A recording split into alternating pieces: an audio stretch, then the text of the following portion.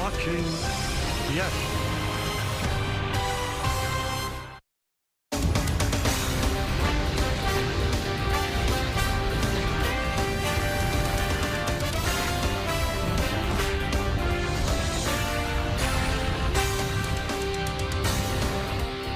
Carrasco is very familiar with this afternoon's opponent. He's had success against the Tigers in his career, and today he'll duel with the reigning American League Cy Young Award winner. It's a good pitching matchup for this matinee. Let's set the stage as the New York Yankees take on the Detroit Tigers on a Tuesday afternoon at Comerica Park in Michigan.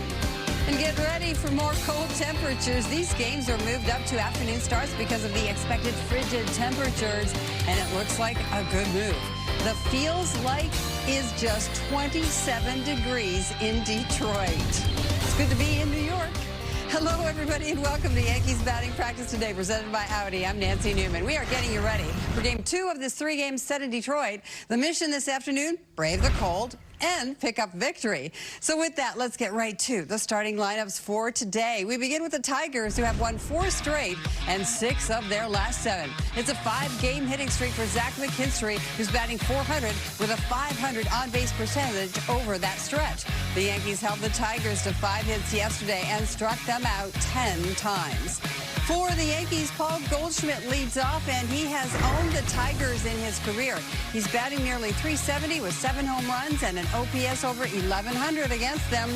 No Cody Bellinger, as he was sick all night, Aaron Boone said. So Ben Rice is the DH. Judge, Dominguez, and Grisham will man the outfield. Let's put the spotlight on Goldschmidt, who is riding a 4-game hitting streak. In the 3 of those 4 games, he's had multiple hits, including a pair of singles yesterday against the Tigers. He's 8 for 18 over this stretch. That's a .444 batting average. Goldschmidt has hit safely in 6 of his 10 games and is up to 13 hits overall. He didn't reach that total until his 20th game last season. One more thing worth noting: with a lefty on the mound, there are 2 active players with a career OPS over 1,000, Aaron Judge and Goldschmidt.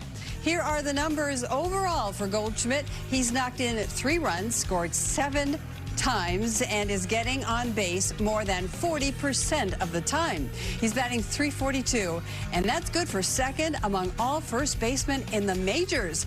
Only the Athletics' Tyler Soderstrom is off to a hotter start. It has been nearly 4 years, but the last time Goldschmidt faced Tarek Skubal, he hit 2 home runs off the Tigers' southpaw. The Yankees would love to see him do that again, as it will be all hands on deck against the reigning American League Cy Young Award winner. The starting pitching matchup is our key to the game, brought to you by your local Kia dealers. Skubal has suffered losses in each of his first 2 starts, and his ERA is up to nearly 6. For the Yankees, it will be start number 2 for Carlos Carrasco, and he's coming off a victory over the D-backs. Carrasco was solid in that outing last Thursday, working into the 6th inning. He allowed 3 runs on 5 hits, walked a pair, and struck out 5. The veteran righty got up to 82 pitches, and we continue to see that evolving repertoire of pitches.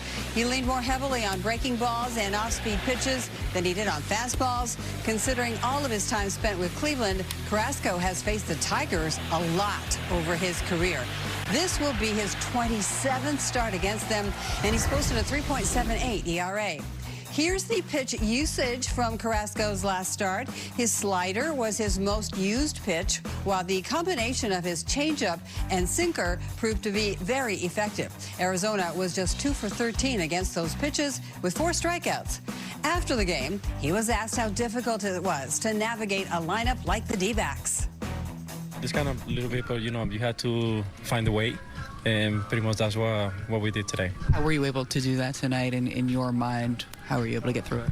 You know what? I just went out there just getting out and make my pitches, and I made 2 bad pitches that it cost me 2 runs right there, but I get back to the game. I think that's more important, and just hold it right there. JC Escar was making his first start behind the plate.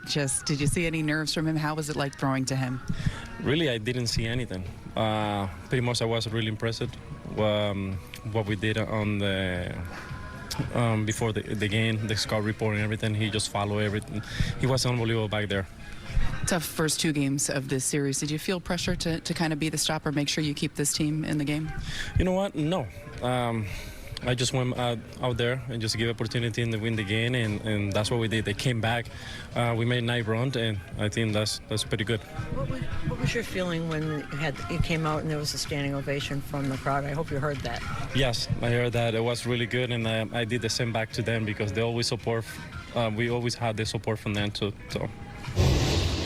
Meanwhile, although it's been a bumpier start than perhaps the reigning Cy Young Award winner might have expected, Skubal was better in his second outing than he was in his first. Now, it's his first start at Comerica Park this season. He was lights out at home last year, going 10-1 with a 1.99 ERA. He actually has not pitched in Detroit since September the 24th of last season, as all 3 of his postseason outings came on the road. The Yankees faced Skubal twice last year, and twice he earned no decisions. In 5 career starts against the Bombers, he's 1-2 with a 3-even ERA, holding them to a batting average just above 200. His most recent outing against the Yankees came in the Little League Classic in Williamsport, Pennsylvania, last August, when he allowed 1 run over 6 innings. We are just getting started here on Yankees Batting Practice Today, presented by Audi. Coming up, we'll hear what the skipper has to say about today's matchup. Aaron Boone is next here on Yes and the Gotham Sports app. Yankees Batting Practice Today is presented by Audi, the official luxury vehicle of the New York Yankees. Visit your tri-state Audi dealer today.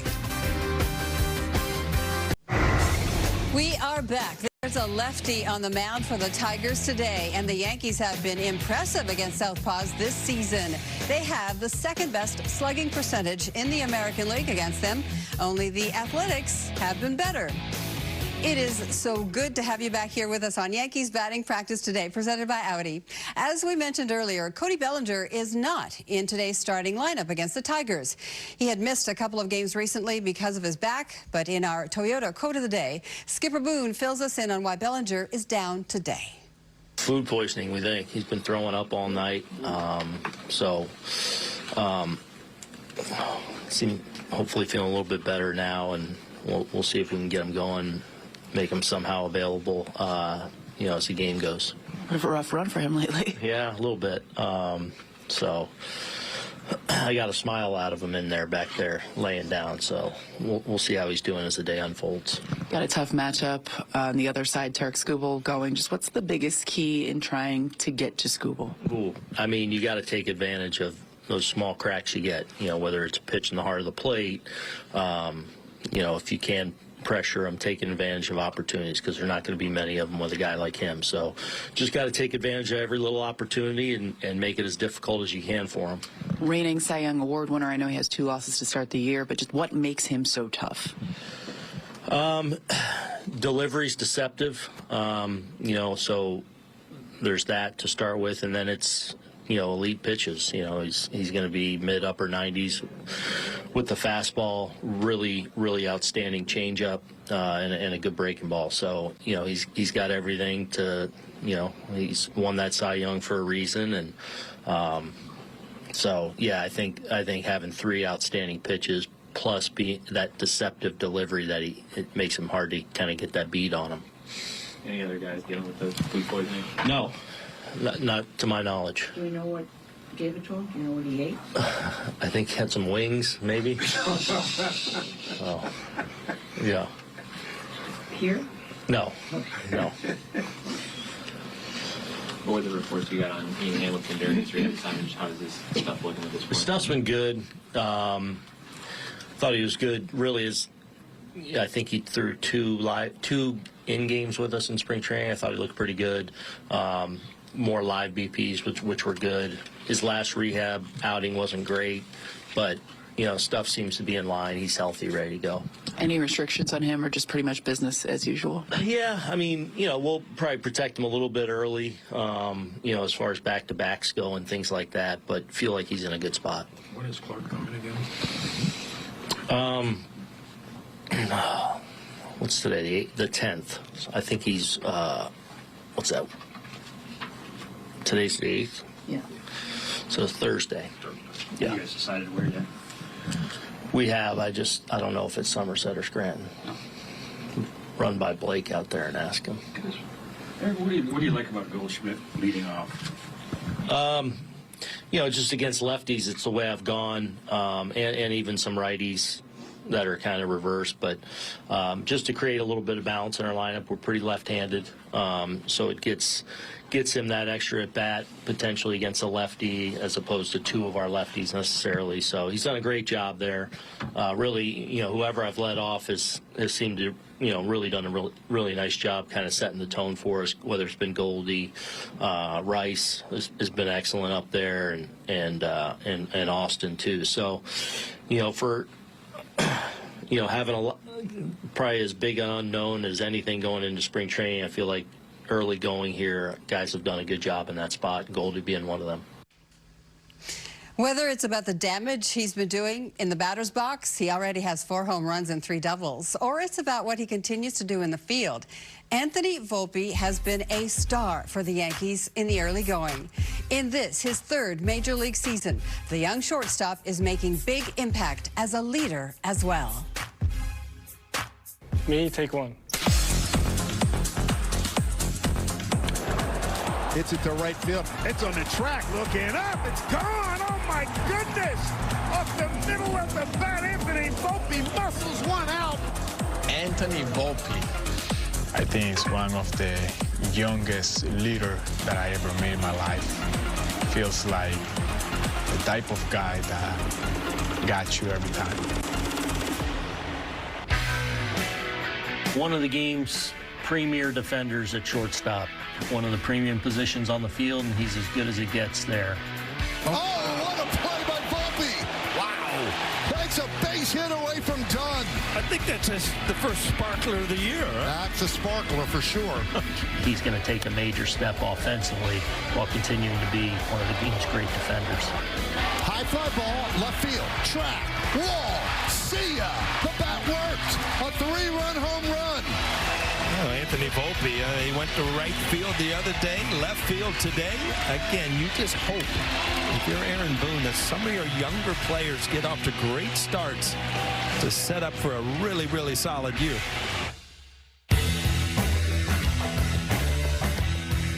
Volpe's special. Having been around the game a little bit and seen some players, Volpe's he's different. He's wired different. His drive is unmatched. He has a drive to be the best. Anthony Volpe's very quick to the ball inside, pulls his hands in and kind of stays through it, gets just enough to get it out of here. Volpe made great adjustments throughout the year last year as guys were trying to do things differently to him. And what we saw in the postseason was great, was incredible. The way his swings were, the quality of his at-bats. He took some big at-bats in some big moments and did big things for us. Bases loaded, 2 out. Takes the ball, deep left field. Volpe with redemption. Batting 5th at shortstop for the Yankees, number 11, Anthony Volpe. Number 11. I think the Yankee way is something that I got to experience as soon as I got drafted into the organization. And to me, what it means is just there's so much attention to detail, and every little thing matters, and there's nothing overlooked. There's no expense spared to try and help us become the best we can be in win World Series. Volpe, high fly ball, left field deep, tie game. See ya, a 3-run home run for Anthony Volpe. Fly ball, left center, on the run is Cruz. He's not going to get there. It's going to go up against the wall. Everybody scores. A bases clearing double for Anthony Volpe. I think when it's top down and bottom up, everyone's pulling on the same rope and investing in the same thing, then it translates to the best product we can provide on the field. What a start for Volpe. He ranks among the top 5 in the American League in homers, runs batted in, runs scored, and total bases. And 7 of his 11 extra base hits have gone for extra bases. With 4 home runs and 3 doubles, he had 7 extra base hits through 24 games last season. Let us take another break here on Yankees batting practice today, presented by Audi. Still ahead, we'll recap some of last night's action from around Major League Baseball. Stay with us.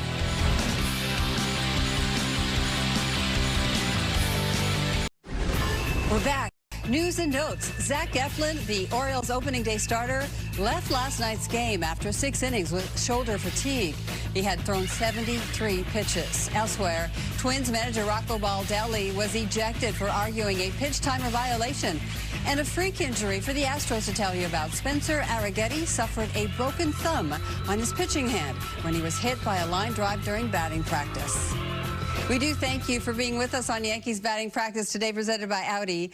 The Toronto Blue Jays made a big splash this week, reportedly agreeing to a $500 million deal to keep Vladimir Guerrero Jr. a Blue Jay for life.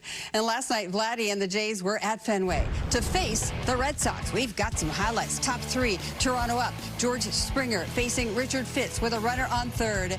Ripping it to left, the base hit, and Vlad scores easily. Top 5, Blue Jays up 2-1. Springer up again. Andres Jimenez comes in to score. Springer staying put at first base with another RBI single, and the Toronto lead is 3-1. Top 7, Springer up again, facing Greg Weissert. Singles to right.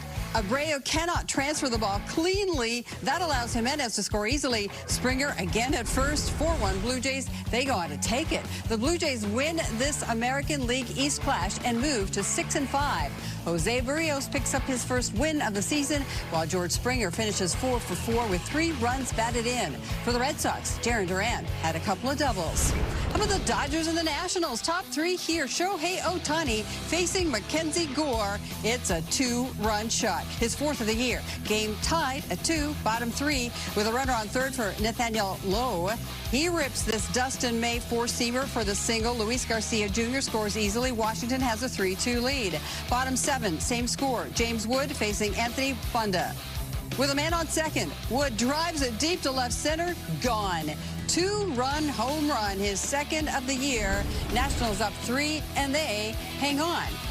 And they give Mackenzie Gore his first victory of the year. James Wood with the clutch home run for Washington, which survives that big night from Shohei Ohtani. 3 for 4 with a triple and his 4th home run of the year. Just 2 stolen bases in 12 games so far for Ohtani, who swiped 59 last year. As for some other notable scores from last night, the Orioles send the D-backs to their 3rd straight loss. The Mets improved to 7-3 after shutting out Miami. They've allowed 2 runs or fewer in 4 straight games. The Giants suffered just their 2nd loss of the season, while the Padres now hold the top spot in the NL West by a half game. One final break here on Yankees batting practice today, presented by Audi. We will wrap things up next. Final thoughts on the way. Game 2 in the Motor City. Stay with us on Yes and the Gotham Sports app.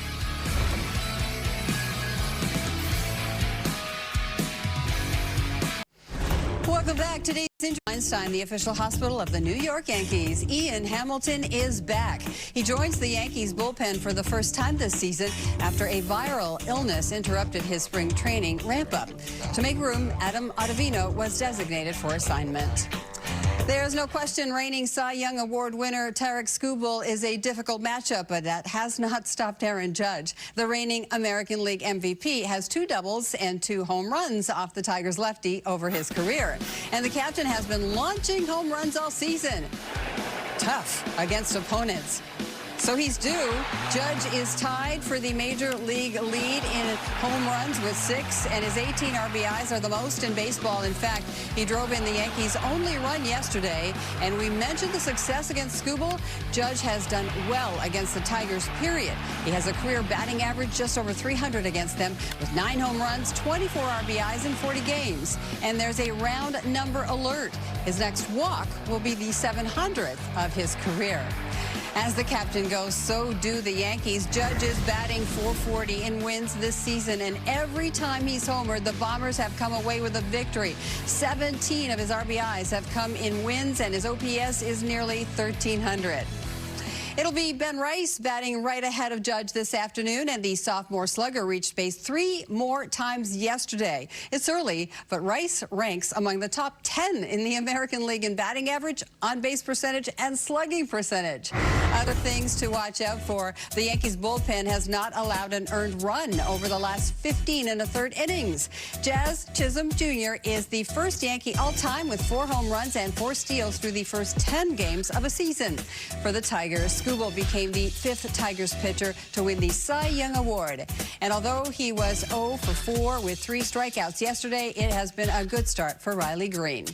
As for the upcoming schedule, tomorrow afternoon, 12:30 p.m. on Prime, it's the final game of the road trip for the Yankees. Then, after a day off, the Bombers are back in the Bronx for a homestand that begins with the San Francisco Giants. That does it for this edition of Yankees Batting Practice Today, presented by Audi. With tomorrow's game on Prime, our next BPTV comes your way Friday at 6 p.m. I will see you then. Right now, our game day coverage rolls on. It's game 2 of a 3-game set at the Tigers. The veteran righty, Carlos Carrasco, gets the ball for the Yankees. He's gotten strong run support so far in 2025. He'd love more of that today. We set the scene. It's time to hand off to the very best pregame in the business. It's next on Yes and the Gotham Sports app. Enjoy your game day.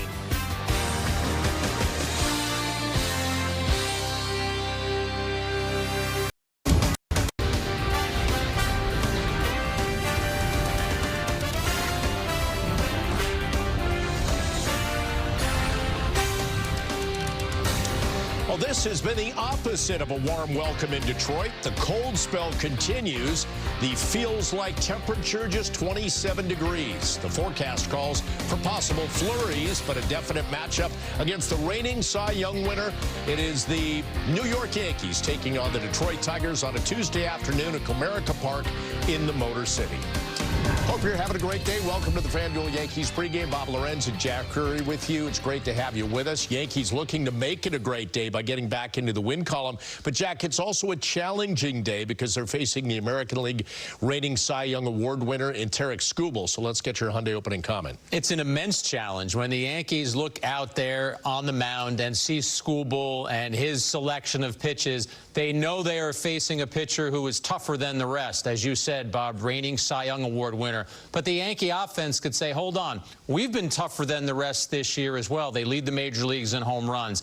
They lead the major leagues in runs scored per game. But I think the key to this game for the Yankees is when you get a pitcher like Skubal in some sort of distress, you have to pounce. It's not as if you're going to have 5 or 6 innings of traffic on the bases. So it's about quality and productive at-bats against a really tough pitcher. All right, we'll talk more about that coming up. Right now, let's get it out to Detroit. Meredith Marakovich standing by with the Clubhouse Report presented by your local Ford stores. And Meredith, let's start by talking about the lineup as it pertains to one particular absence as we start with the Morgan & Morgan injury report. What's going on? Bob, I walked into the Yankees clubhouse this morning and looked at the lineup, and noticeably missing was Cody Bellinger. So obviously you thought, is there something wrong with his back again? His back is okay. Unfortunately, last night the Yankees believe that he got food poisoning. Aaron Boone asked exactly what he ate, and he said he thinks he had some chicken wings. Whatever it was, it did not sit well with him. Now, Cody Bellinger was in the clubhouse earlier today. I did see him. He said he was feeling better. He was eating a banana, could potentially be an option off the bench, but Aaron Boone would not commit to that. So with no Bellinger in the lineup, the top 3 in the Yankees order will be Goldschmidt, Rice, and Judge, and then the outfield from left to right will be Dominguez, Grisham, and Aaron Judge. Now, Jack, you already mentioned it. It's going to be a tough test for this Yankees offense. Reigning AL Cy Young Award winner in Tarek Skubal going for the Detroit Tigers. You look at his numbers last year, they were just ridiculous. His 288 strikeouts led all of Major League Baseball. Earlier, I asked Aaron Boone what the biggest key is in trying to get to a pitcher like Skubal. Ooh, I mean, you got to take advantage of those small cracks you get, you know, whether it's a pitch in the heart of the plate, you know, if you can pressure him, taking advantage of opportunities, because there are not going to be many of them with a guy like him. So just got to take advantage of every little opportunity and make it as difficult as you can for him. Reigning Cy Young Award winner, I know he has 2 losses to start the year, but just what makes him so tough? Delivery's deceptive, you know, so there's that to start with, and then it's, you know, elite pitches. You know, he's going to be mid-upper 90s with the fastball, really, really outstanding changeup, and a good breaking ball. So, you know, he's got everything to, you know, he's won that Cy Young for a reason, and so yeah, I think having 3 outstanding pitches plus being that deceptive delivery that it makes him hard to kind of get that beat on him.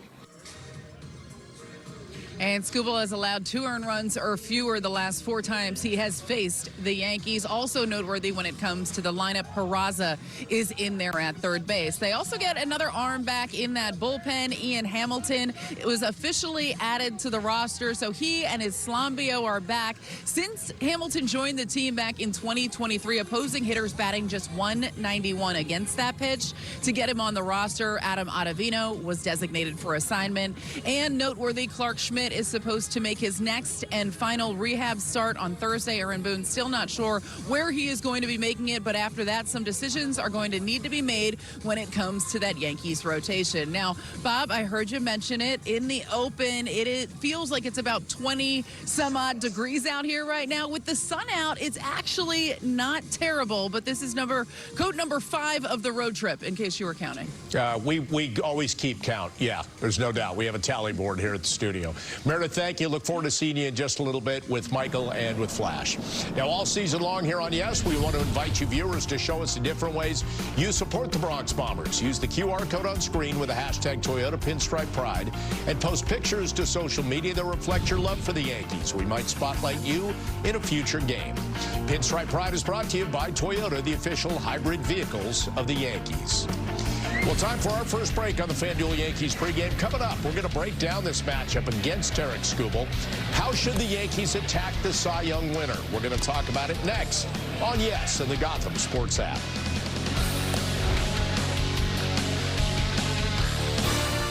The Yankees pregame show on Yes is presented by FanDuel. All FanDuel customers can make every dinger on Tuesdays mean more with a profit boost from FanDuel. The Yankees pregame show on Yes is brought to you in part by your local Hyundai dealers. There's never been a better time to test drive that Hyundai you've always wanted. Visit HyundaiUSA.com today. It's time for the pregame odds segment presented by FanDuel. It's going to be another cold day in the Motor City where the Yankees are set for Game 2 against the Tigers. For a same-game parlay, let's go with Aaron Judge to hit a home run and Anthony Volpe and Jason Dominguez to each record a hit. That parlay would hit at plus 756. All FanDuel customers can make every dinger on Tuesdays mean more with a profit boost from FanDuel. Tarek Skubal taking the ball for the Tigers in Game 2 of the series today. Last year won the American League pitching triple crown and the Cy Young. He was 18-4 with a 2.39 ERA. And at Comerica, 10-1, 23 earned runs total in 16 home starts. So that's the challenge for the Yankees. Today, Jack, we take a look at his body of work last year against the Yankees. And again, he was, as always, so solid. What makes him so difficult to hit? Well, he's a strike thrower, and he is throwing elite pitches up there, Bob. He is going to come after you. He is going to attack with the four-seam fastball and the sinker. There is Volpe swinging over the sinker right there. He has a changeup that he will mix in. And you see Stanton is going to be fed a changeup right there. And look at how far out in front he is of that pitch. So he is a pitcher who comes to the mound with a lot of confidence. I said this to you on our post game last night. I know the numbers this year don't look great across his first 2 starts. That's an aberration. This is not a guy who pitches to a 5.91 ERA. Skubal today at Comerica Park will be as big a challenge as the Yankees have against any starter. Yankees lineup brought to you by Toyota. Finds Goldschmidt up from the cleanup spot yesterday where he went 2 for 4. He's in the leadoff spot today. Meredith talked about that with Ben Rice DHing behind him. Really going for that righty-lefty, righty split against Skubal. And what also makes him interesting, Jack, when you were breaking down that video is, you know how Boone always says certain pitches play up and their delivery plays up? It's the way he kind of starts his motion slow, but then kind of gets that arm going, and all of a sudden it's right on you. Terrific job of hiding the baseball, so then when it is on you at a high level. Last year, he actually exceeded 100 miles per hour a couple of times with his four-seam fastball, so he is bringing the heat. And I think when you've had the kind of season that he had last season, you march into 2025 believing you can do it again. I mentioned this during our opening comments. If you're the Yankees, if you get any kind of traffic against Skubal, that's when those at-bats become even more precious. You get a couple of runners on against him early, Bob, that's where you have to pounce. His last start, this is how Seattle scored against him. Walk, infield single, home run. So that was how they got 3 runs, and it was early in the game. That's what the Yankees are hoping they can do. I know you appreciated my very scientific, technical breakdown of Skubal. Former college lefty right next to me here, giving it to me. I had a little twitching problem, apparently. Really good showdown between he and Aaron Judge. And the reigning MVP, by the way, has had pretty good numbers and very good. 6 of 14, couple doubles, couple homers. We always talk about baseball being a team sport, and it is. But within the team sport, there are individual matchups. And this is one we get to keep a close eye on today. It is Judge against Skubal. Judge has had the better of Skubal so far. You might call it a small sample size. It's 6 for 14 is 6 for 14. Had a couple of home runs mixed in there. That was a sinker that Judge was able to take the opposite way. We know how much Judge loves hitting to right field and right center at Yankee Stadium, but Judge right now is looking to help propel that Yankee offense because across the last 20 innings, the Yankees have only scored 6 runs. And shockingly, they haven't had a home run in the last 2 games, Bob, because that is what had driven their offense so far this year. I'm glad you brought that up because we say you don't have to hit home runs, but it does matter to the Yankees. In fact, yesterday, Jack, their only extra base hit was that triple by Ben Rice. So they kind of have to get back to, and I wonder, too, is it because it's so cold in Detroit, does that matter to the hitters at all in terms of the ball flying, that sort of thing? I think John Flaherty pointed it out yesterday. It matters to everyone on the field. Obviously, the pitchers and the way they grip the baseball. And if you're Skubal, what kind of grip do you get on your changeup or the knuckle curve, which he doesn't really throw a lot. But if you're a hitter, right, you're going up there, and I almost think the tendency is you're trying to do something early. You want to be aggressive. You want to get a pitch early in the count to be able to do some damage. No one loves playing in these conditions. Baseball is supposed to be played in 80-degree weather, right? But Aaron Boone, at the outset of this series, Bob, he was not going to let weather be something that hovered over this series. When he was asked about the conditions and what his players have to deal with, he said, we're ready. You play games in cold weather in March and April, and we just have to be ready. And the Yankees have to be especially ready against Skubal today. Want to ask you about Jazz Chisholm Jr. He has benefited at times this season from batting right around or behind Aaron Judge. What are you seeing from his at-bats? Because the home runs are up. That's the good news, but so are the strikeouts. Yeah, a lot of swing and miss so far from Jazz this season. You see those 19 strikeouts are the most in the American League. But the 4 home runs are also quality. He also has 4 stolen bases, so the power and the speed have been there. And, Bob, you talked about it. This will be the Yankees' 11th game. He has hit behind Judge. This will be the 8th time.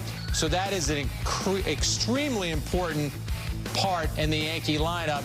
And you want teams to know that if they decide they're not going to pitch to Judge or Judge gets on base, which he does at such a high clip, Jazz can be there to take advantage of that. I think Jazz is an excitable player. He's a dynamic player. I think swing and miss is always going to be some part of his game, but I expect that going forward, we're going to see a player who's not leading the American League in strikeouts. I don't expect that to be beside Jazz's name. All right, let's turn the pitching to the other side. It's going to be Carlos Carrasco for the Yankees in this pitching duel. He picked up a win in his first start with the Yanks, and coming up on the FanDuel Yankees pregame, we'll tell you what to expect for his second, so keep it right here.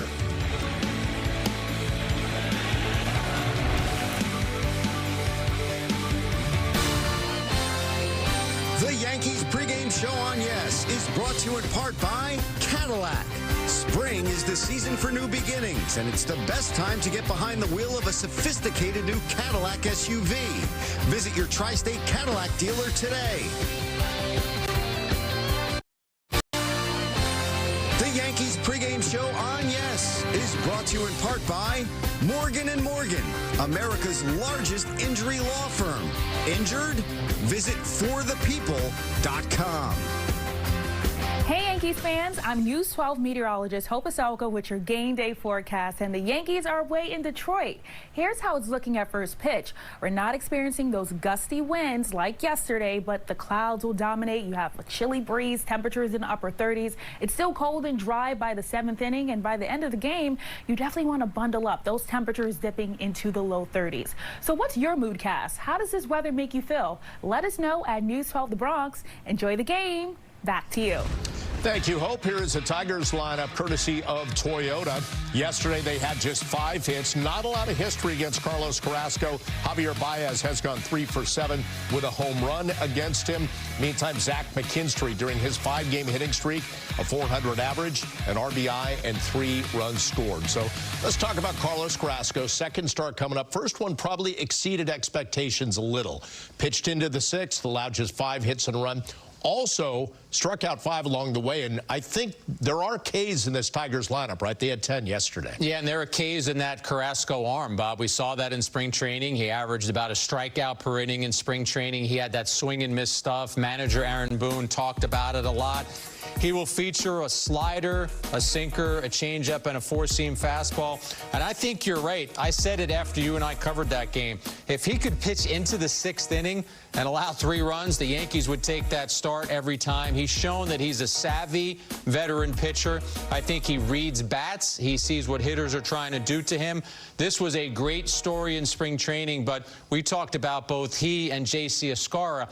Once you get past the human interest element of it being a great story, now you have to go out and produce. Carrasco wants to cement his spot in the rotation, let the Yankees know that he can be effective. Clark Schmidt's return is looming, and obviously Warren and Carrasco are the 2 pitchers whose spots could be susceptible. Let's not forget, Warren has an option, so that will factor in. Let's think about the bullpen now. Meredith mentioning that Ian Hamilton is back today off the IL, Jack. And as you take a look at the bullpen budget, Devin Williams, Luke Weaver, Mark Leiter Jr., that whole top group there is pretty much locked and loaded and ready to go. That's why I think we see Boone managing aggressively today, and if they are fortunate enough to get 5 solid innings out of Carrasco, he'll be peeking at that bullpen because he will be looking to exploit different matchups. He has some rested relievers, and you will also feel good if you're the Yankees if it is through 5 or 6 innings and you are going head-to-head with Skubal and you either have the lead or the game is tied, because our key is coming up in the next segment, and it might have something to do with what the Yankees need to do in terms of conquering Skubal. That's a tease. Why am I going to tease anything else? I should just say let's go to break. But we know it's going to be cold in Detroit. One Yankees fan at Comerica Park is fired up and ready to go. Let's go, Yankees! Whoa!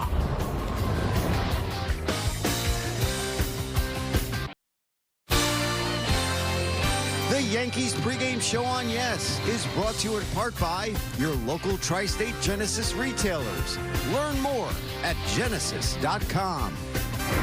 Well, don't miss the premiere of the new Yes docuseries and go behind the scenes to see the innermost workings of one of the most iconic sports venues in the world. Watch the premiere episode of The Stadium, Monday, April 14th, immediately following Yankees coverage on Yes and the Gotham Sports app. Want to do a late change in the Tigers lineup because their catcher Jake Rogers was placed on the 10-day IL. He started yesterday. He's got no oblique. Dylan Dingler will do the catching duties today, and the Tigers recalling Tomas Nido to be his backup. Let's talk about a couple elements to today's game. Again, always good to talk about starting pitching when you've got a reigning Cy Young winner on the mound. So in listening to you talk about Skubal, you'd think Yankees could be uber aggressive game plan. If he's first pitch, 4-seamer, you think it's coming. But on the flip side, Jack, I think of that start they had against Corbin Burns, an elite pitcher of the Diamondbacks, but they got him out after 4 1/3 and 98 pitches by wearing him down. So where's that fine line for these offenses, man, when it comes to these great pitchers? I think every hitter would tell you, I'll step into the batter's box and I'll let him dictate what I'm going to do, because you'll know right away. And you want to swing at strikes, obviously. Every hitter knows that, all the way down to Little League. Skubal throws so many strikes, Bob, that I think the approach would be more towards the aggressive side. But listen, you don't want to expand. You don't want to do him any favors. He's so good that you don't want to give him the opportunity to have an 8 or a 10 pitch inning and start to just blow right through the lineup. the information that you gave about Rogers is interesting for a lot of reasons. He's their starting catcher, but also for this. During Skubal's Cy Young Award season, every pitch he threw to Rogers. Wow. So today, early in 2025, he will not be throwing to Rogers. By the way, after that Cy Young season for catching every one of those pitches, Rogers got himself a Rolex from Mr. Skubal. Very nice. Maybe it was so heavy on his wrist it tilted him to the right and hurt his oblique. You never know. Do want to ask you, we talked about Judge and his great numbers against Skubal. Anybody else in that Yankees lineup you think could do some damage against him? My eyes straight to Goldschmidt. Again, small sample size, but he's 3 for 7 in his career with 2 homers off Skubal. But, Bob, those at-bats were 20 and 21. Skubal's a different pitcher now. I feel like everything we just talked about factors into your key to the game. Yeah, it's got to go back to how can the Yankees conquer or outlast Skubal. Go way back in Yankee history. Well, not that far back. Sometimes the Yankees wouldn't actually defeat Pedro Martinez, but they would get him out of the game and they would beat the Red Sox bullpen. I think that's the kind of approach the Yankees have to have against Skubal. If they get to the middle innings of this game and they're either ahead or they're tied, they're going to feel good about the chances of their bullpen against Detroit's bullpen. We're about to find out what happens at Comerica Park. Game 2 of the series between the Yankees and the Tigers. Yankees looking to bounce back in the win column, get some early offense, and run it from there behind Carlos Carrasco. It's Michael K., John Flaherty with the call, Meredith Morakovich reporting, and Jack and I will see you on the post game. Have a great day and enjoy the ball game next on Yes and the Gotham Sports app. Attention, please, ladies and gentlemen. You're watching Yes.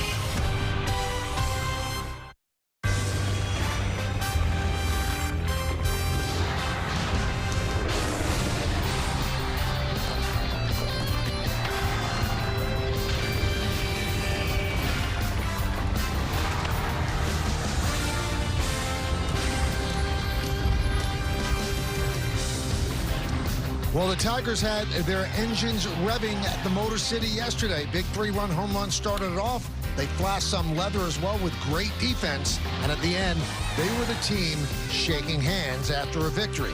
Now the Yankees will send a veteran out to the mound to stop this mini 2-game losing streak. Carlos Carrasco gets the call against Tarik Skubal. And it is time for baseball as the Yes Network presents New York Yankees baseball. It's the New York Yankees against the Detroit Tigers, the middle game of a 3-game set from Comerica Park in Detroit, Michigan.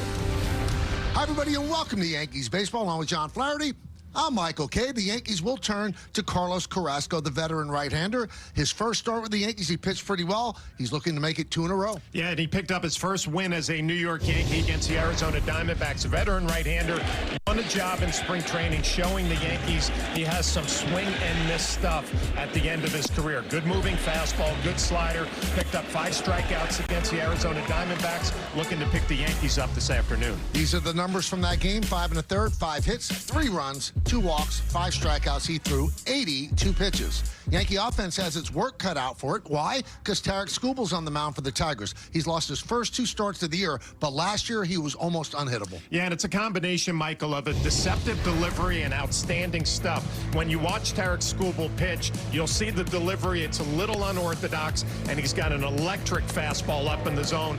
You combine that with an outstanding changeup, that'll win you the Cy Young. Looking to pick up his first win of the year this afternoon. Last year, first in wins, first in ERA, first in strikeouts, first in WAR. That'll get you the pitching triple crown and also the Cy Young Award. So how do the Yankees solve this guy? That's the big question. Meredith Morakovich asked Yankee manager Aaron Boone that very question. We'll find the answer next when we return right here on Yes.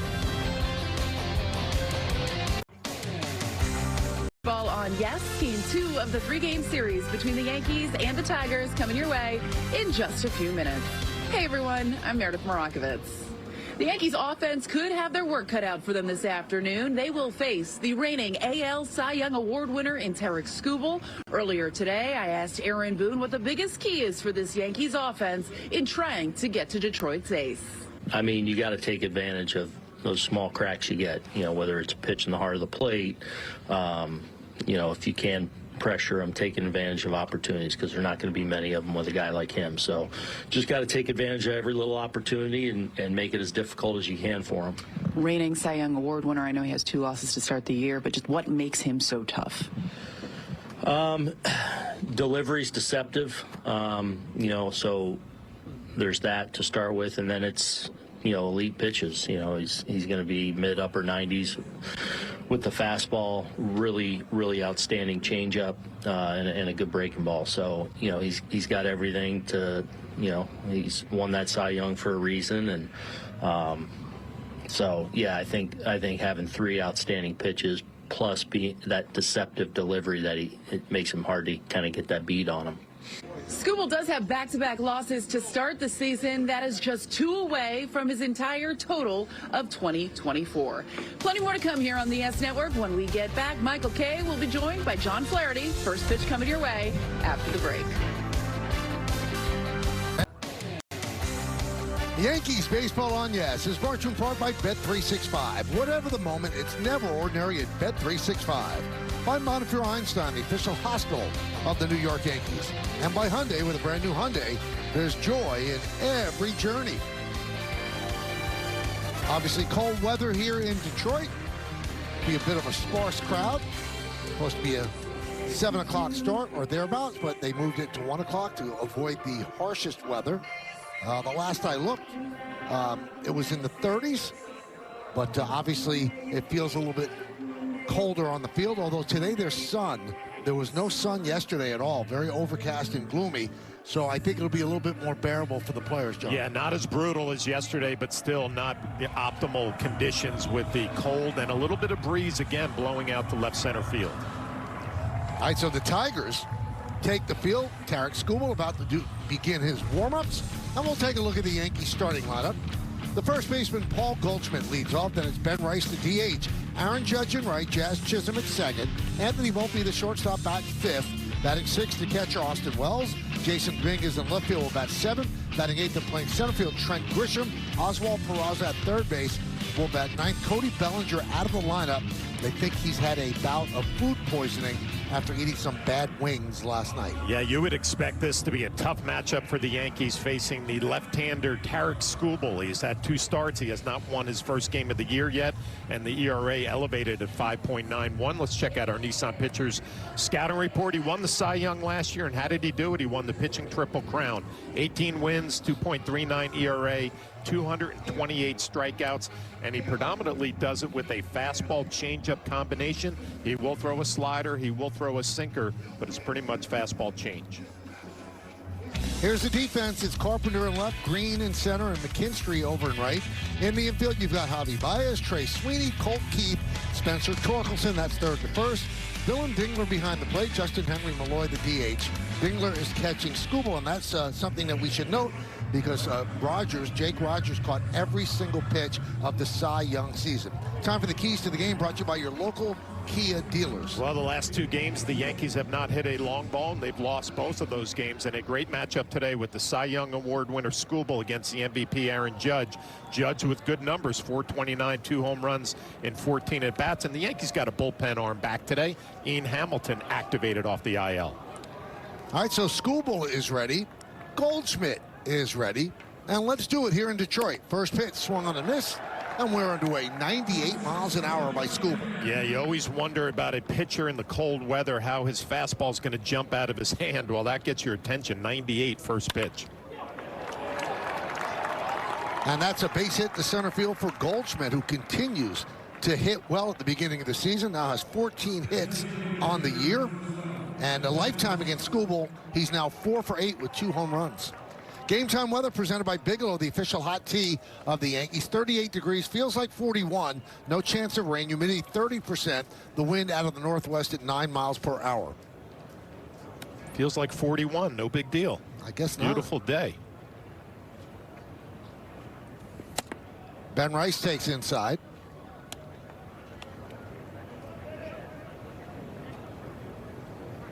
Ben Rice's on-base percentage is .471, 4th in the American League.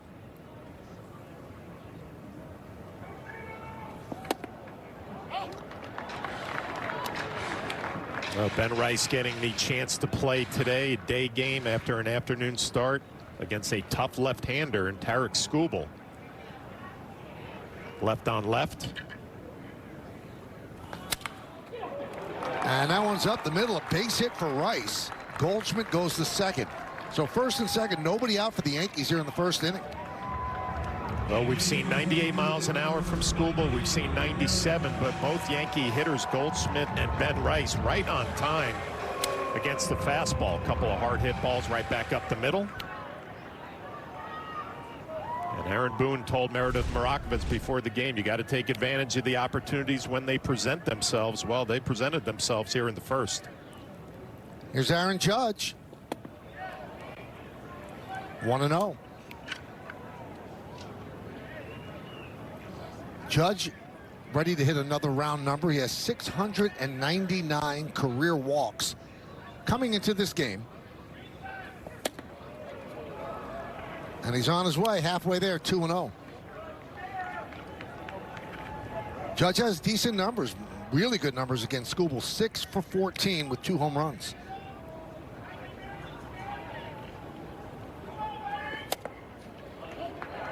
And the slider in there for a strike, 2-1. Yeah, it's not a big weapon, but it's a good pitch just to get back in the count. There are the numbers you were talking about. Couple of doubles, couple of home runs, 429 average.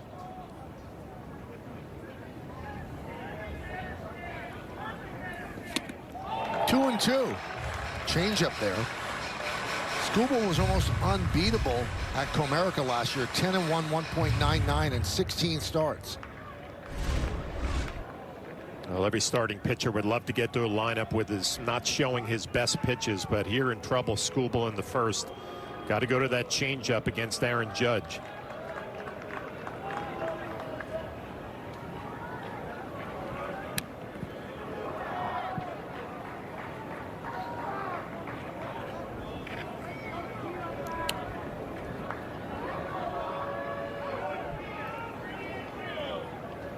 The 2-2. And Judge down on strikes. It's the equalizer. It definitely is. That changeup off of 97, 98 is going to be tough for any hitter in this lineup. A look from the side and the swing. The change of speed got him. So here is Jazz Chisholm Jr. 0 for 4 in yesterday's game.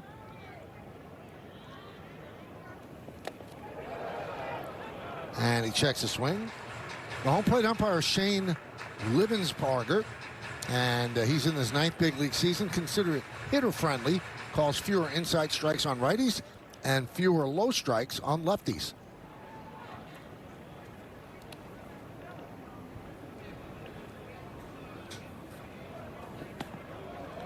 Nate Tomlinson, the first base ump, Mark Wegner at second, and John Bacon is over at third.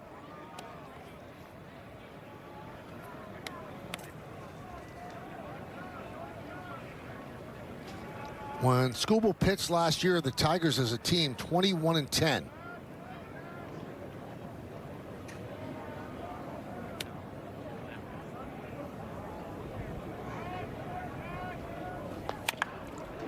Back to Skubal. Bobbles has only one play. Once the bobble happened, he lost the double play. So Chisholm is out and the runners move up. Yeah, I think it would have been tough to turn 2 anyway with the way Chisholm gets down the line. Again, this is the 3rd pitch in his arsenal. A little slider off the end of the bat. Takes it easy out at first.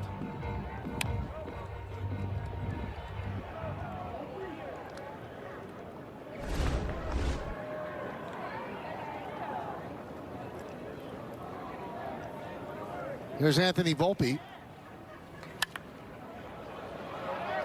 Fouled away.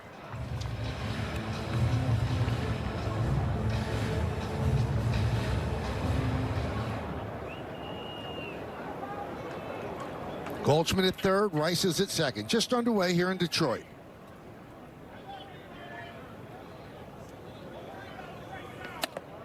Couldn't hold up, and the count 0-2.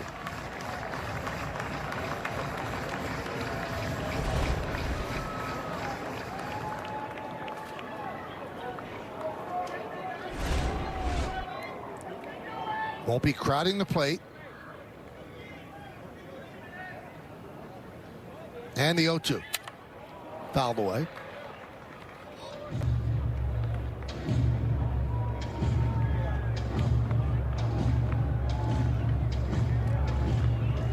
couple of clouds up in the sky. Sunlight bathing the field here at Comerica. Skubal trying to work out of an early jam. And he does. Gets Volpe looking at a called third strike. So 2 singles to start the inning. The Yankees strand 2. The Tigers coming to bat.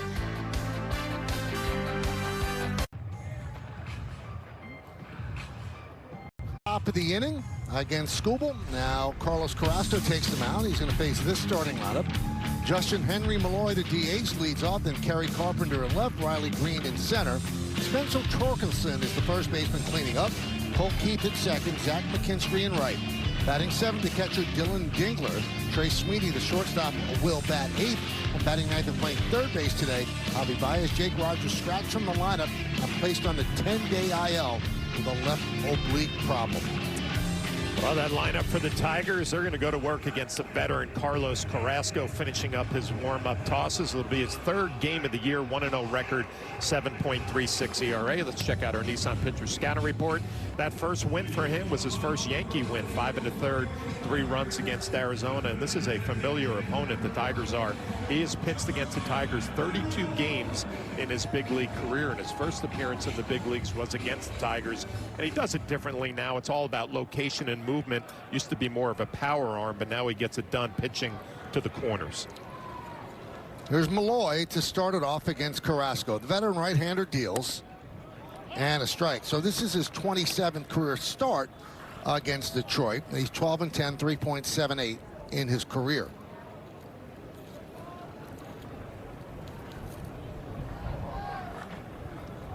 Chisholm shades up the middle, pitch outside, 1-1. Well, Carrasco facing this Tiger lineup. They're about middle of the pack in the American League, averaging just over 5 runs a game.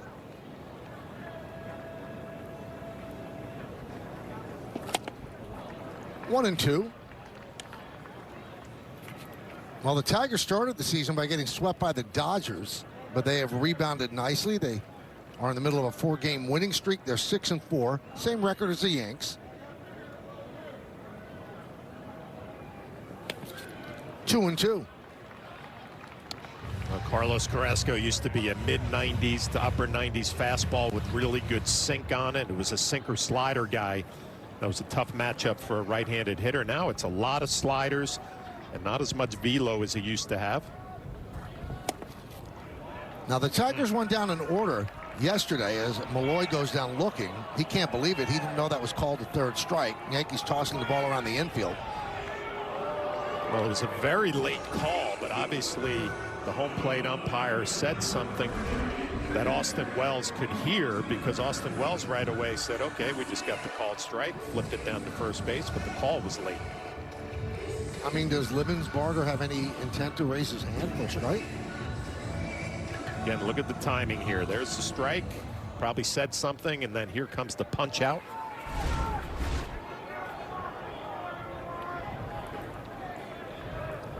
Detroit leads the majors with 13 first-inning runs, tied with the Cubs for the most in that inning, and they hit 431 in the first inning. But last game, they went down 1-2-3 against Rodon, and Malloy goes down looking here in the first.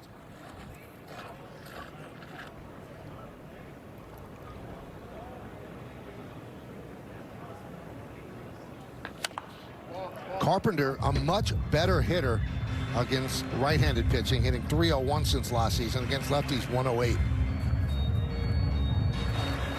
Did not get the start in yesterday's game against Carlos Rodon, but did pinch hit late.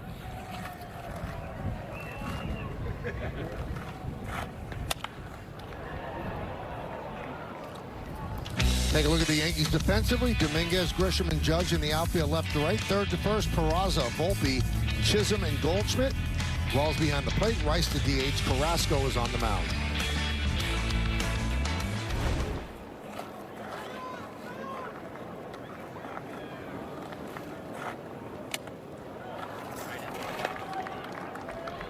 And the count 2-2 on Carpenter.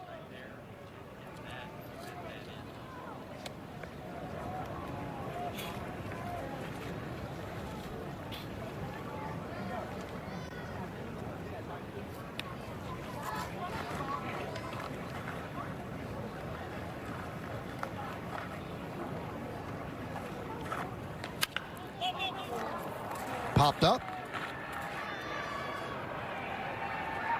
Volpe makes the play, 2 down. Let's check out FanDuel's live same-game parlay.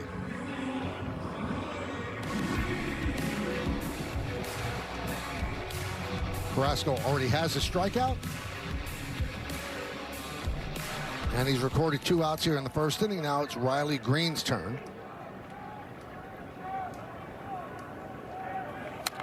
Foul back to the screen.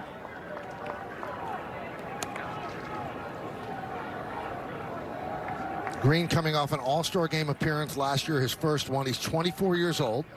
Led the team with 24 homers and 74 ribbies last year.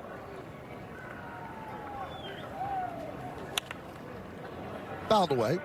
The middle of the lineup hitter for Detroit. Yankees held him down yesterday. 3 strikeouts, 0 for 4, and still the numbers off to a good start. 317, 3 home runs.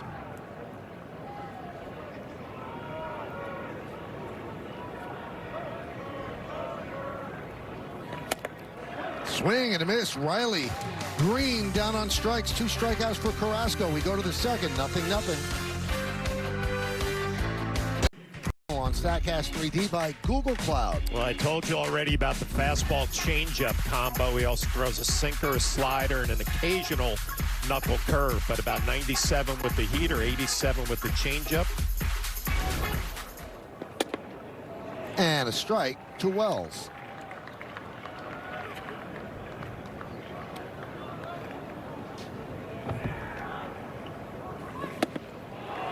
Count 0-2. You wonder with the type of pitcher that Skubal is, if the Yankees are going to look back at that first inning and go, there was our chance. Yeah, there was a chance. They couldn't capitalize. A couple of runners on. See the numbers for Wells after 9 games.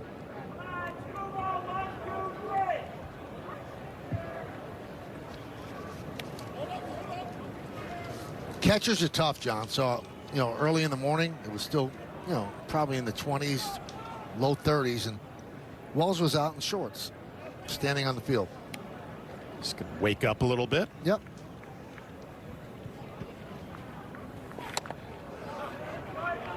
One and two.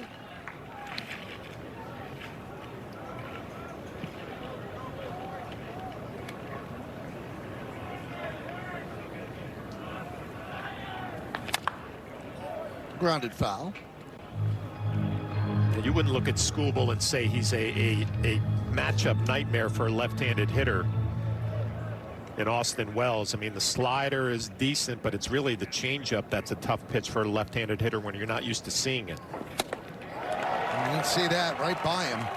3rd strikeout for Skubal as Wells swings and misses. Yeah, we'll see if Skubal gains some traction here with the new catcher behind the plate, Dylan Dingler. Rogers going on the IL. Skubal used to throwing to Rogers all the time. He's got to make a little adjustment with a new catcher behind the plate.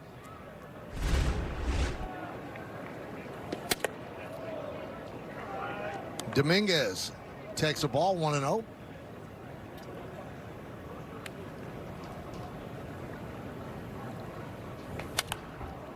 John mentioned that Skubal won the pitching triple crown last year. That's wins, ERA, and strikeouts. Last pitcher to win a triple crown in a full season was Justin Verlander in 2011. Popped up on the right side. McKinstry makes the play, 2 down.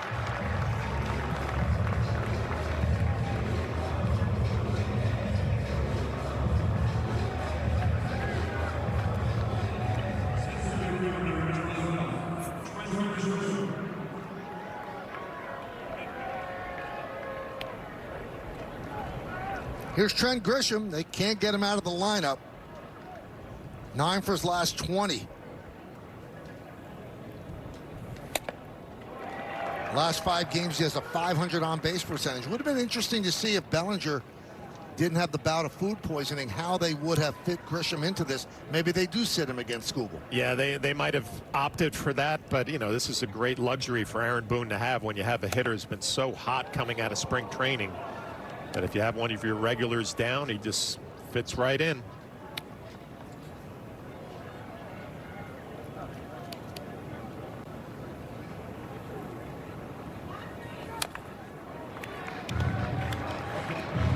1-2.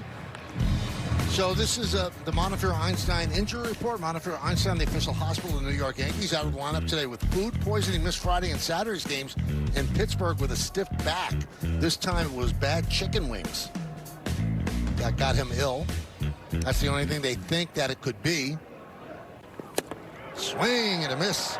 Grisham down on strikes. Yankees go down in order against Skubal. 1, 2, 3. We're going to go to the bottom of the second.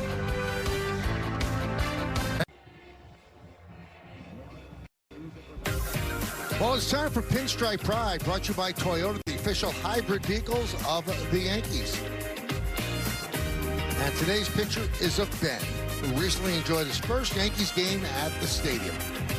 Use the hashtag Toyota Pinstripe Pride. Mention yes in pictures that you post to social media to reflect your love for the Bronx Bombers. We might spotlight you in a future game. Spencer Torkelson against Carlos Carrasco. Driven out to right field and deep. Both outfielders on the run. They're not going to get there. It bounces over the wall. It's going to be a double. Torkelson with a leadoff double against Carrasco. Well, Torkelson made some adjustments to his stance, where he's a little more athletic, straight up and down last year, and he struggled, got sent to the minor leagues, but he's off to a red-hot start for the Detroit Tigers, drilling that ball to right center field. And when you look at the stance from the side, you'll just notice a little more hunched over, and you watch the path of the bat just goes right out to the middle of the field, stays in the strike zone for a long time. Here is Colt Keith. Lined into right field. It's a base hit in front of Judge. Judge comes up throwing, and Torkelson will stop at third. So first and third, nobody out for the Tigers. Yeah, Tigers not wasting any time here in the second inning. Aggressive early in the count on 2 first pitch heaters. That looked like a little cutter that just spun middle of the plate. Colt Keith all over it. You look at Carrasco for his career. Lefties, righties, pretty much the same batting average against, just over 250. He's got that sinker that he can run down and away to get a double play. The backdoor slider could be a weapon.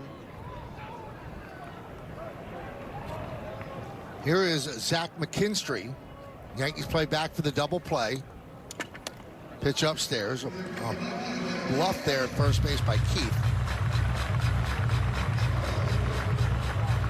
Carrasco's such a veteran starting pitcher, and one key to hang around as long as he has is you stay away from the big inning. Sacrifice a out for a run here. 2-0 on McKinstry. McKinstry, the Tigers' utility man, but he does start somewhere when they face right-handers. He's made 8 starts already between third base, second base, and right field. And a strike.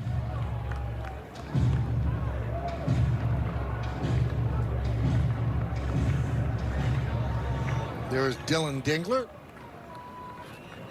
on deck, talking things over with the Tiger dugout, and the 2-1.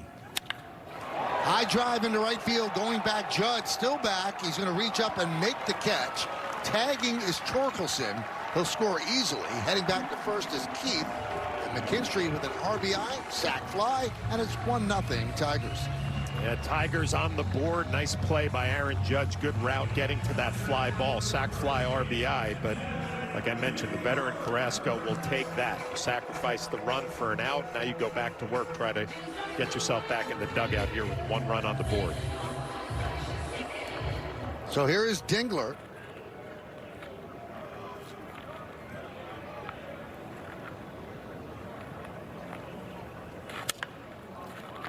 Jake Rogers was in the original lineup. About an hour before the game, they scratched him. He went on the IL, and the Tigers put Dingler in, and they called up Tomas Nido to replace Rogers on the roster.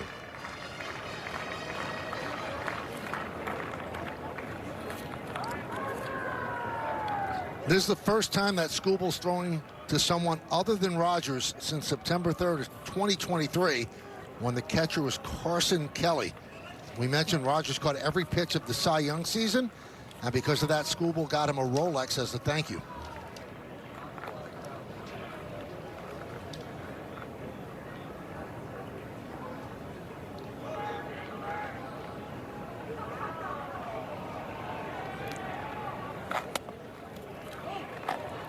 There's a strike.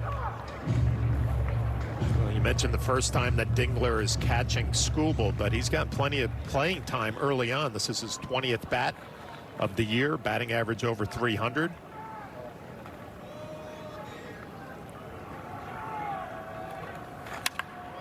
There's a base hit to center field.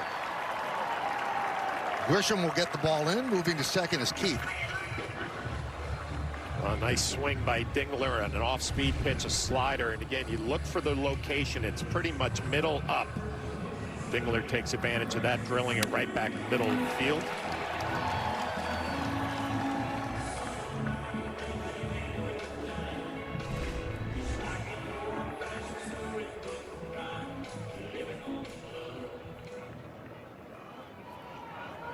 Here's Trey Sweeney.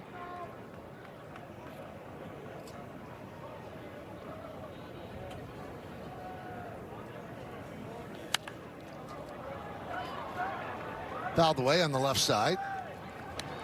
He is getting the bulk of the starts at short, and Javi Baez is essentially playing all over the place, and he's fine with it. Today, Baez on deck is playing third base.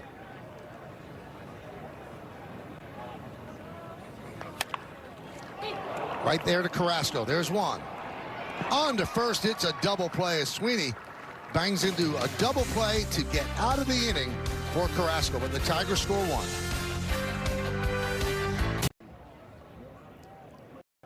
Stream every out-of-market game live or on demand, plus stream MLB Network 24/7 for the entire season. Blackout and other restrictions apply. Visit MLB.tv for details. First pitch is popped up by Peraza, and McKinstry makes the play in right. One down. One pitch, one out. So after two singles to start the game, one by Goldschmidt, one by Rice, 7 in a row retired by Skubal. He has 4 strikeouts. Back to the top, and Goldschmidt. 20 previous games against Detroit. Goldschmidt, a .368 hitter with a .448 on-base percentage.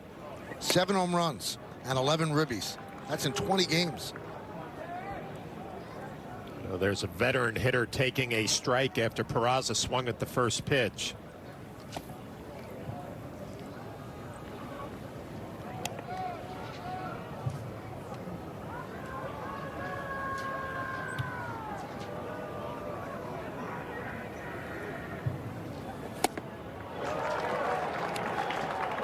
One and two.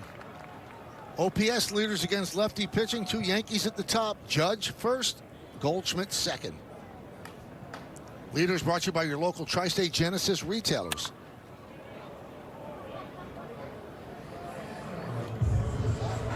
Well, we're still getting to know Goldschmidt as a Yankee and as a hitter, but you watch him day in and day out.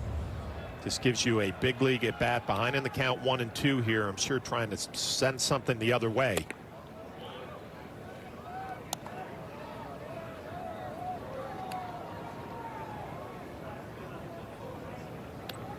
One nothing Tigers are in the third. Just got a piece, fouled it back. Goldschmidt obviously wanted to get off to a good start this year, because last year he didn't get off to a good start, and a lot of people were writing him off. 4 bad months, but the last 2 months more indicative of what he still thinks he has in the tank. Fly ball into center field, and Green makes the play. Yeah, he just puts himself in a good position to have a quality at bat, it seems, day after day. Hard shot to center field. Now to bring up Ben Rice, cooking up something special with Hexclad. Join the hybrid revolution at hexclad.com. Average exit velocity, he's second in the American League. Hard hit percentage second, barrel percentage fourth. And grounded to short. Sweeney makes the play, and the Yankees go down in order 1, 2, 3. Skubal has retired 9 in a row. Yankees Baseball on Yes is brought to you in part by Untuckit. Find the perfect fit today at untuckit.com or more than 80 stores worldwide. By your local Kia dealers, visit kia.com to discover movement that inspires. And by the New York Lottery, get out there and play.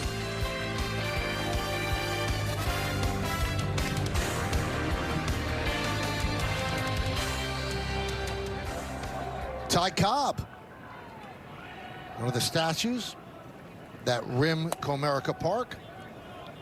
Javi Baez leads off against Carrasco, takes the ball 1-0.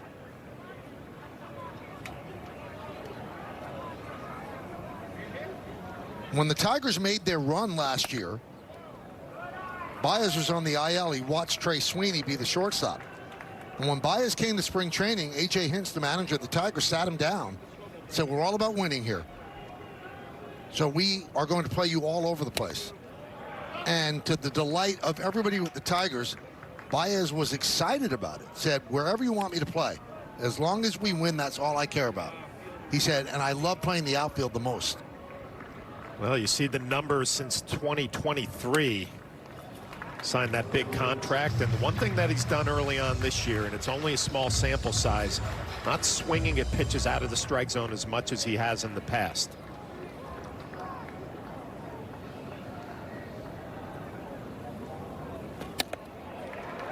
And Baez works a walk. Big cry in Detroit over the last couple of years that the Tigers should eat the remainder of the contract. They didn't want to do that.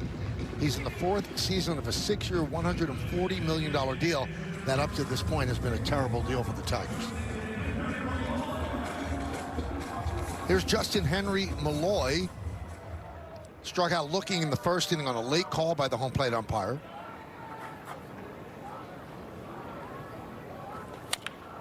Grounded foul outside of third.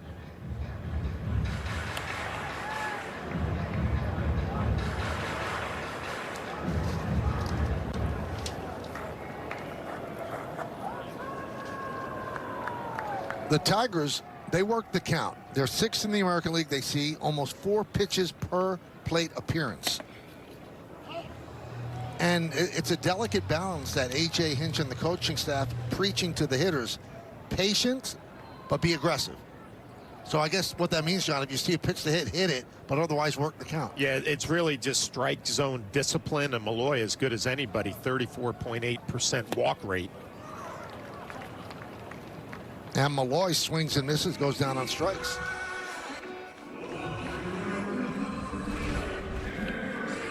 Well, this target is inside, but the pitch ends up down and away, and Malloy swings right over the top of it. Good movement from Carrasco.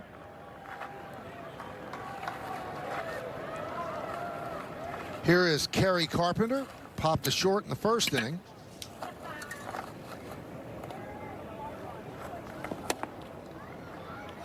One and 0. Yankees have 2 hits. Tigers have 3. Tigers have a 1-0 lead. 1 on, 1 out here in the third.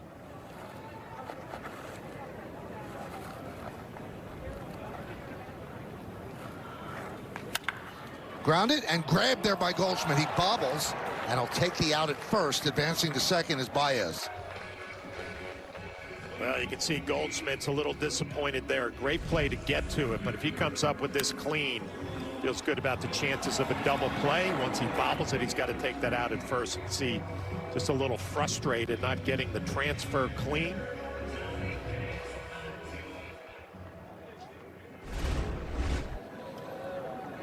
Runner in scoring position for Detroit. Here's Riley Green, struck out in the first inning.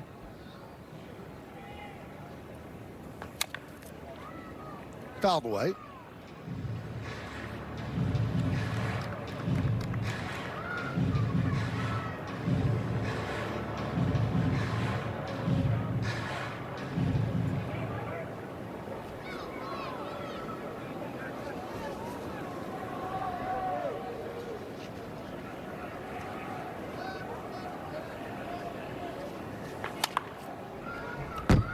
And the count 0-2 on Green, the number 3 hitter in the Tiger order.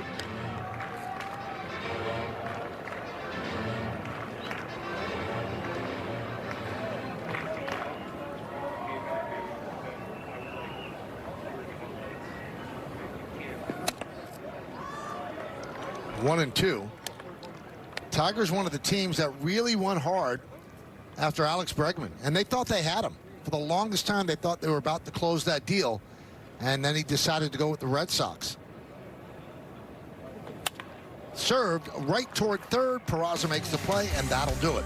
No runs, no hits, no errors, and 1 man left. Let's go to the 4th. Time for pitching decisions presented by Sage.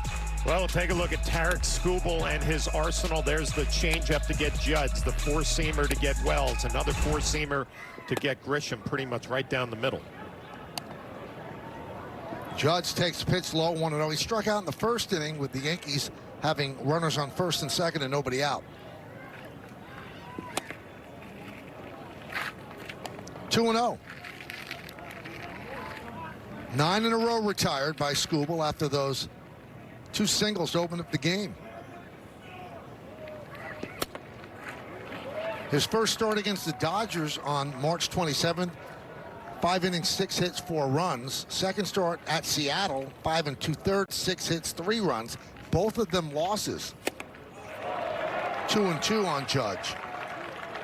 That's a difference right there. In a hitter's count, Skubal can come right at you with 97 or 98 and get a swing and a miss of Aaron Judge. And hitters will tell you it's the fastball changeup and the separation, about 10, 11, 12 miles an hour difference. You have to respect the velocity of the fastball, opens you up to the change. Skubal last year started the Tigers postseason run with 17 shutout innings. Beat the Astros in the wild card round and the Guardians in the ALDS. But in Game 5 in Cleveland, gave up a game-winning grand slam to Lane Thomas. High fly ball, center field. Green makes the call and the catch. 1 down here in the 4th.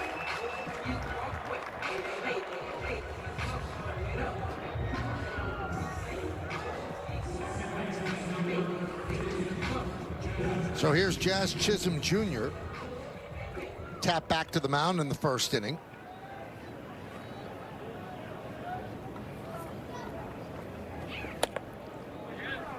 One and 0.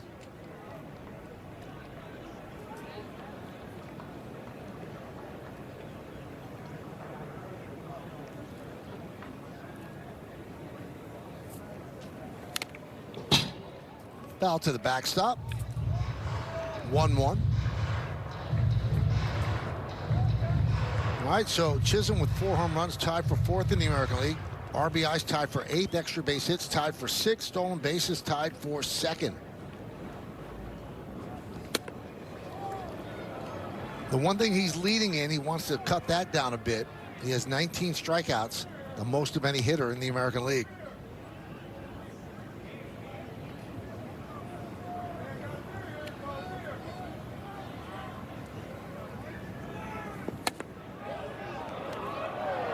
Three and 1 on Chisholm. Yeah, Skubal was not happy with that call there. A good slider that just missed down and away. Take another look at it.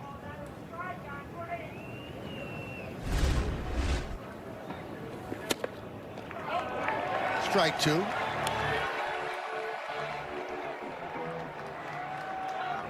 Well, you had a pitcher, Skubal, who wasn't happy with the pitch before. Jazz, the hitter, not happy with the high fastball.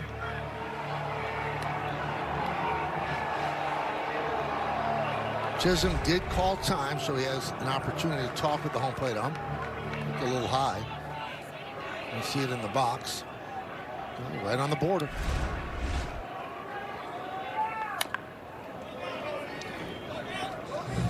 John, what kind of challenge is it for Dingler, who has never caught Skubal? Well, I think the biggest thing is obviously he's caught him on the side in bullpen sessions, probably in spring training, but it's when you get in a game and you get into some trouble.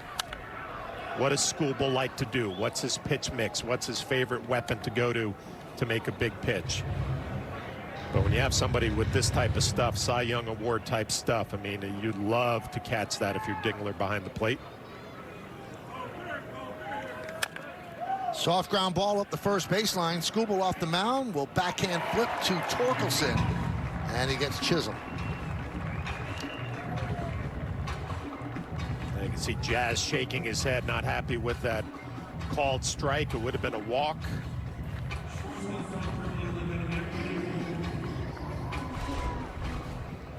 And a nice play by Skubal. Goes with the backhand flip over Torkelson.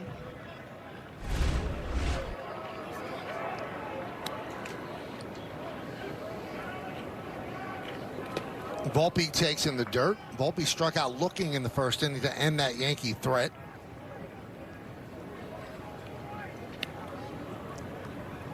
Goldschmidt started the game with a single to center. Ben Rice then singled to center as well, but the Yankees couldn't plate him. Grounded to third. Baez across the diamond. 12 in a row retired by Skubal as we go to the bottom of the fourth.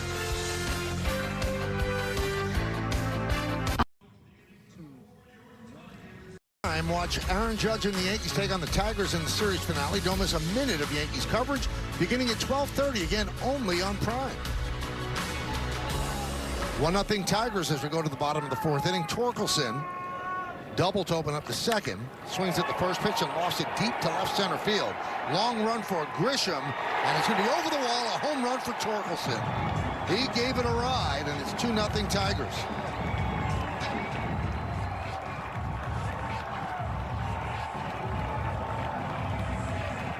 Well, Spencer Torkelson is 2 for 2, and he's seen 2 pitches this afternoon. A double in the second, and first pitch swinging again on a slider from Carrasco. Hit this ball a long way. Get me over slider that's elevated a little bit. Torkelson able to drill it to left center field. Wind blowing out a little bit. Gave it a little bit of extra help. Look from the side and the powerful swing. 0-1 on Keith. Third home run for Torkelson. 7th ribby.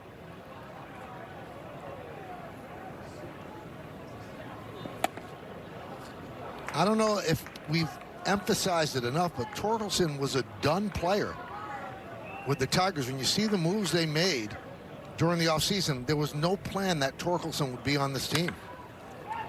Ground ball to second. 1 away. They signed a second baseman, Gleyber Torres, to a 1-year, $15 million deal. Their second baseman, Cole Keith, who's bad defensively, but they love his offense, he was going to be the first baseman. That's how far Torkelson had dropped. He'd been sent down to the minors. Now, he did have an option left. They could have sent him down again, but he just won the job in spring training. Yeah, he was the first pick in the country, first-round draft pick of the Tigers. And they had to send him out last year because he wasn't producing. Now 3 home runs in 11 games this season. And we've talked about it for a game and a half. Some of the adjustments that he made in his stance, well, they're paying off big time for him and the Tigers. This is a guy in his second year hit 31 home runs. They figured, okay, he's a fixture for us at first base, but such a drop-off last year. But here he is and doing very, very well. And when Gleyber Torres comes off the IL, they're going to have some decisions to make. Well, it's always a fine line for a hitter, and you see he's just hunched over a little bit more, not a straight up and down, but the swing, the path is right back out to the pitcher, stays in the zone a long time. But as a hitter, Michael, when you hit 31 home runs a few years ago, you might say, I'm not going to change anything. High fly ball deep right field off the bat of McKinstry. See ya. A home run to right field.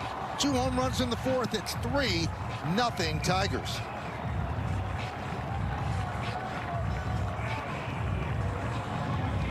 Well, you mentioned McKinstry, a guy who gets at bats against right-handed pitching, and he's got some pop when he gets some mistakes. Talked about Carrasco in the open, a guy who pitches to the corners, relies on movement. Well, this is a mistake up middle. And McKinstry knows right away he put a good swing on it. Wind blowing out. 3-0 Tigers.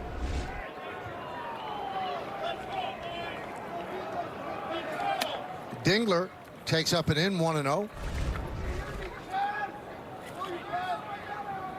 Back-legged it.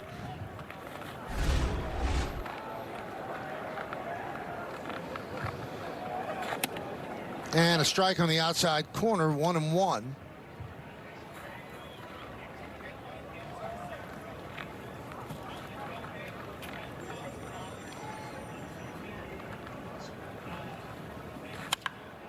High drive, left field, going back, Dominguez, track, wall, see ya.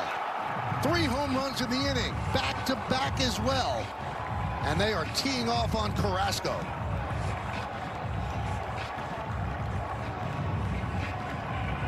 Second home run of the year for Dingler. Got the call late that he was going to get the start in this one. He's 2 for 2, solo home run. 6 hits, 4 runs on the board. Carrasco doesn't have great stuff today. We look at this sinker down and in, and Dingler gets there easily. He knows it right away.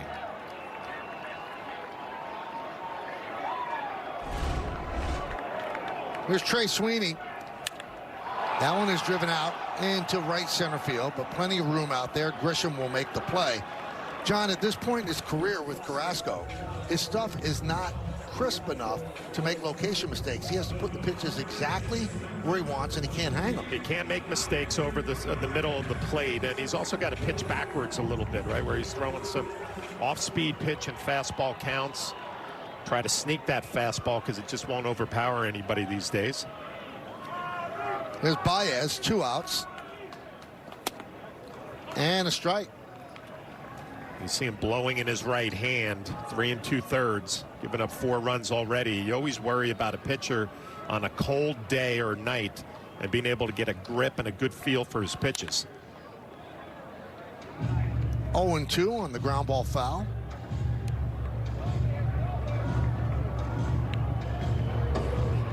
Ryan Yarbrough beginning to toss in the Yankee bullpen.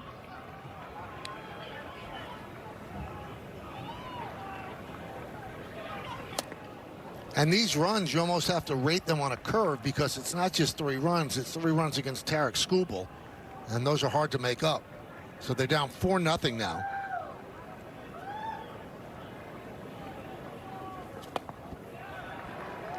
Two and two.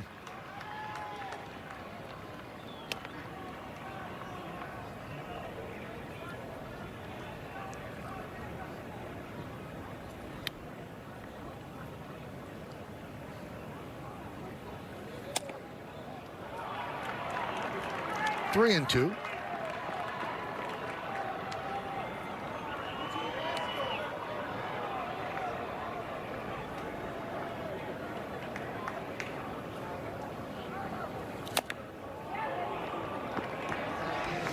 Well, that's the Javi Baez we're used to seeing the last couple of years. As Skubal loving the run support, 4 runs on the board already. But Baez, the last couple of years, you just throw it anywhere up there, he was going to be swinging at it. More plate discipline this year. Up the middle, Chisholm is there and retires Baez for the final out. Tigers with 3 solo home runs. It's 4-0 Detroit. Getting it done pitching matchup. Carlos Carrasco, 4 innings, 6 hits, 3 of the hits home runs, 4 runs. Skubal, 4 innings, 2 hits, no walks, 4 strikeouts, so 54 pitches. Retired 12 straight. Wells hits one to left field, jumping on the first pitch, and Carpenter retires him 1 down. So 13 in a row for Tarek Skubal. And you see that pitch count only at 55 now, 1 out in the 5th inning. He's all set to go deep in this ballgame.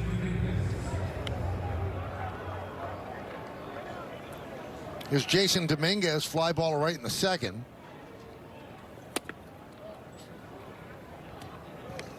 One and 0.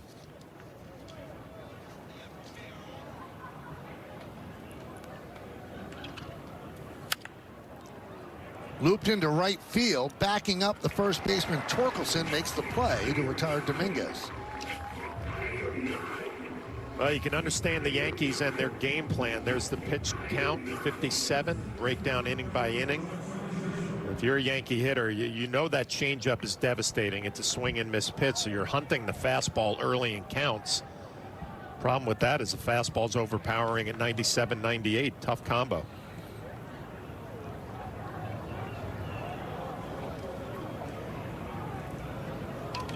Here's Trent Grisham.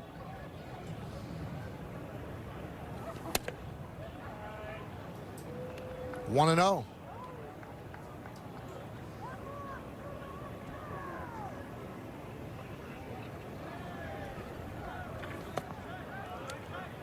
Two 0.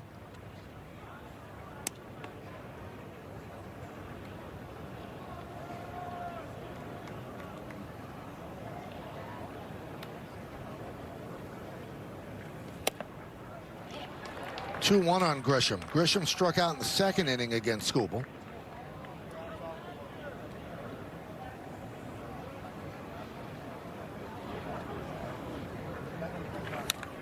Fouled straight back, 2-2.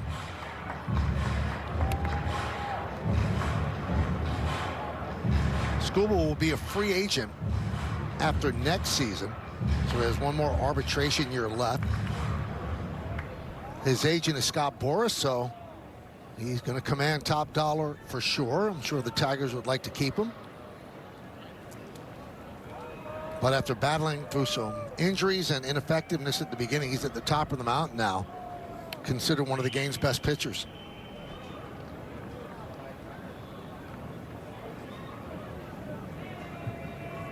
And the 2-2. 3-2. Yankees looking for their first base runner since the first inning. Skubal has retired 14 in a row.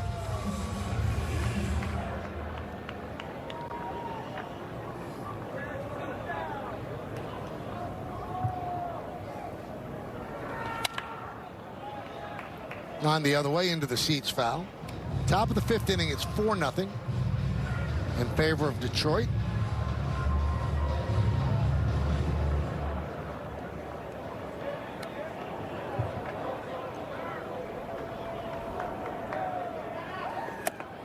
Strike three. Grisham down looking. 15 straight retired. 4-0 Tigers. Time to name that Yankee, brought to you by Prevagen, made for your brain. 262 hitter, 251 home runs, 824 ribbies. With the Yankees in 2004. You see the other teams that he's played with. And I'm told that you should be able to get this, John, because you were his teammate twice. I have this one. Okay. 0-1 on Malloy leading off. Fly ball right field. In foul territory, Goldschmidt chasing it down and makes the play.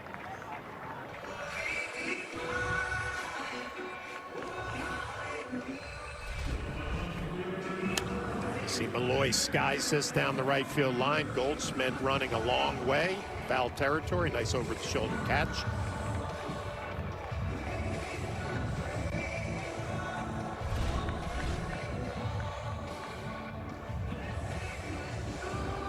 And that is going to be it for Carrasco as the left-handed hitter. Carpenter coming up, so they'll bring in Yarbrough.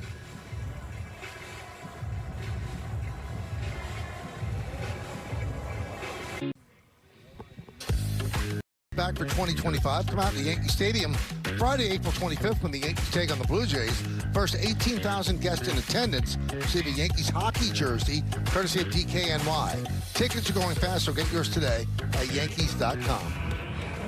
Ryan Yarbrough, his fourth game, will come in to match up against the lefty swinging Carpenter. 2 shutout innings Saturday against Pittsburgh.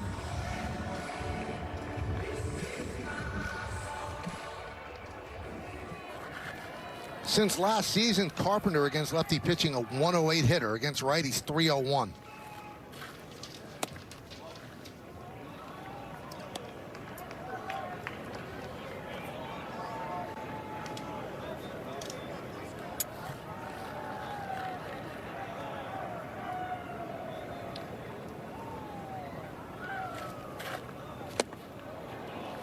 One. 4 1/3, 6 hits, 4 runs, the 3 home runs, 3 strikeouts.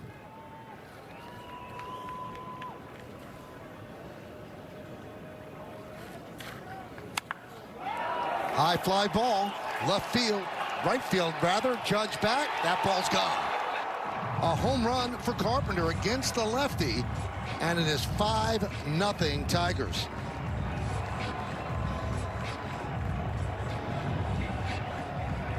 Well, this is the lane for Yarbrough, getting some left-handed hitters up at the plate, but Kerry Carpenter, we talked about his power.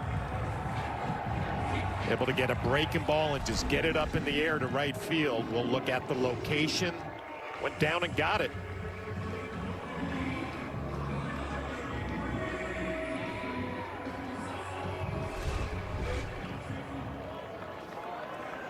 Fourth home run of the year. Here is Riley Green. being aggressive against Yarborough. And when he looks from the side, look at how he goes down and digs it. This gets that launch angle, gets underneath it, lofts it into the seats in right field.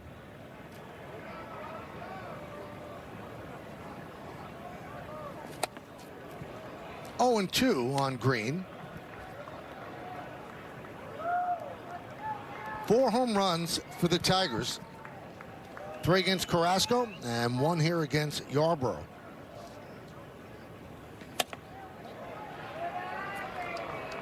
Yankees have another arm in the bullpen. Ian Hamilton activated before the game, and Adam Ottavino designated for assignment for the 2nd time in a week.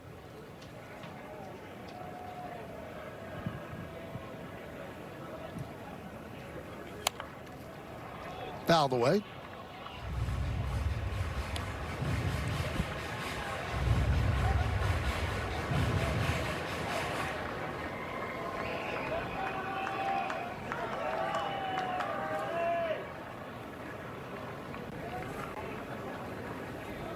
And the lefty deals.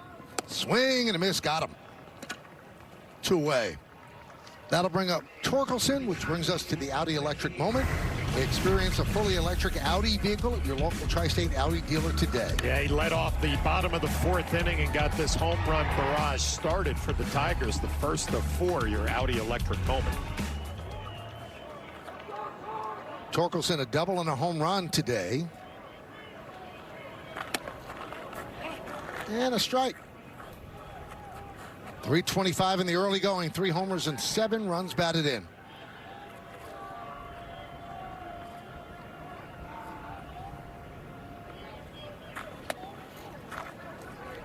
One and one. We're in the 5th inning. 5-0 Tigers, and Skubal is dealing.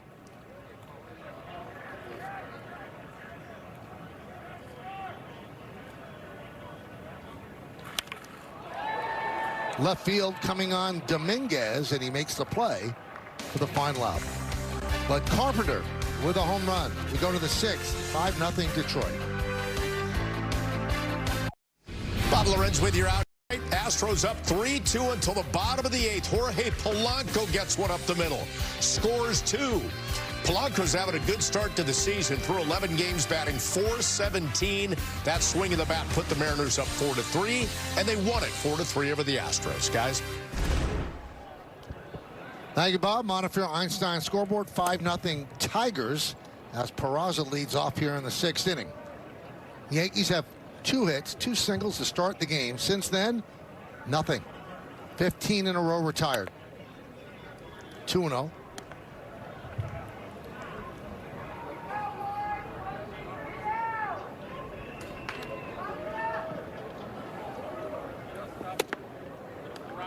Three and 0. 2-0 changeup to the number 9 hitter. 6 runs scored in the last 3 games for the Yankees with a 5-0 lead is an unusual pitch selection from Skubal. 3-1. If you're Peraza right here, you'd expect to get a fastball. Last thing Skubal wants to do is walk the number 9 hitter.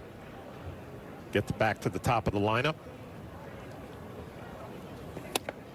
3-2.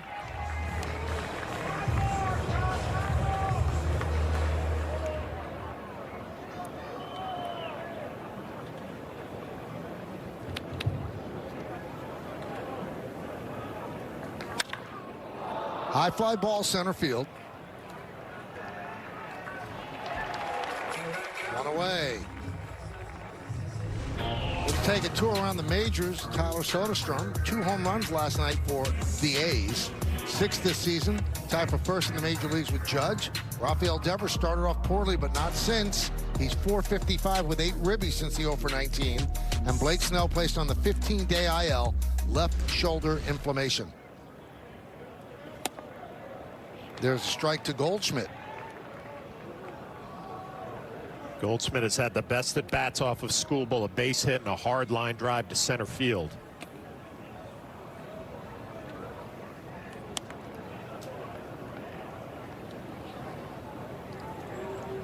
Uses his time out there.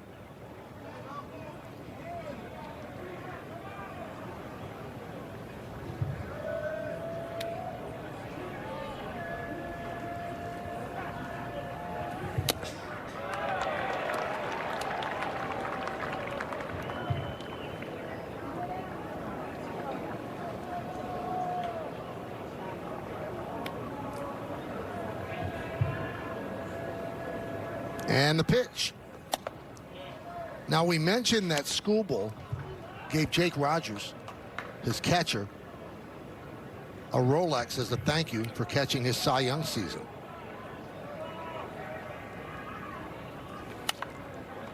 And I want to know, did a pitcher ever give you any? I know that Randy Johnson gave you agita, but did anybody ever give you a gift? The only gift was Roger Clemens. I forget what it was actually, but when he won his 300th game, there was like a memento. But right. Nothing like that was for the whole team. It wasn't like an individual, hey, thanks for catching that game or that season.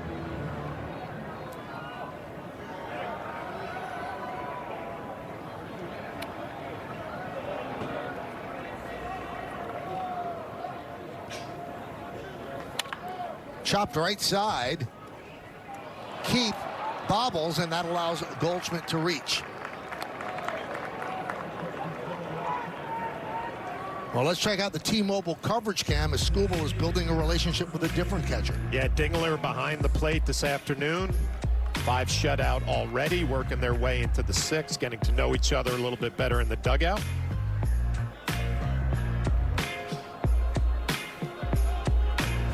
Well, they gave Goldschmidt a hit on that one. So that breaks a string of 16 straight retired. And there's a strike to Rice. Goldschmidt with 2 hits, and Rice has the other hit for the Yankees.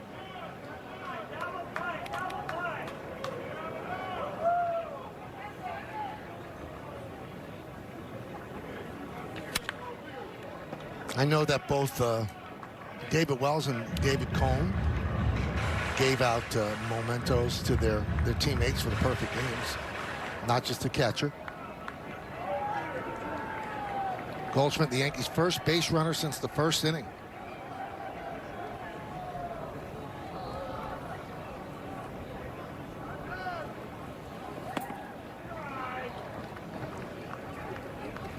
Rice has really been great coming out of spring training.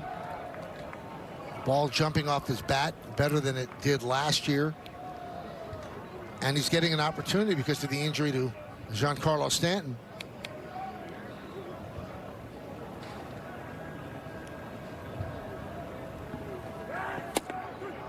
Strike 3, Rice down looking. Yankees are not thrilled with Livensbarger's strike zone. Yeah, Ben Rice had a few words for the home plate umpire, shaking his head. Looked like a pretty good slider for a strike. We'll take another look at it. Yep.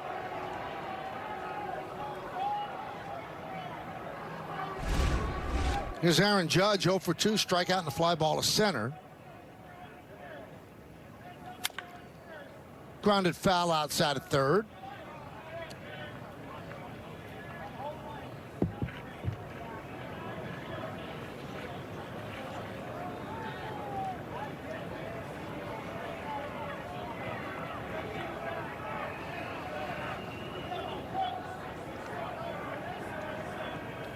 Upstairs, 1-1. A.J. Hinch, the manager of the Tigers, looking for his 314th win as a Tiger manager, and that would tie him with the Yankee bench coach, Brad Ausmus, for 11th place on the all-time list for Tiger managers.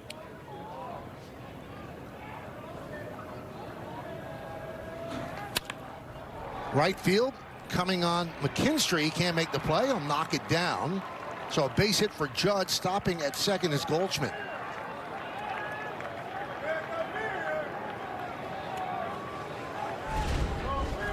Well, you watch Aaron Judge and his swing gets jammed, but so big and strong, he's able to fight it off into right field. The only question, McKinstry, what type of a jump he would get, would be able to come up with a clean.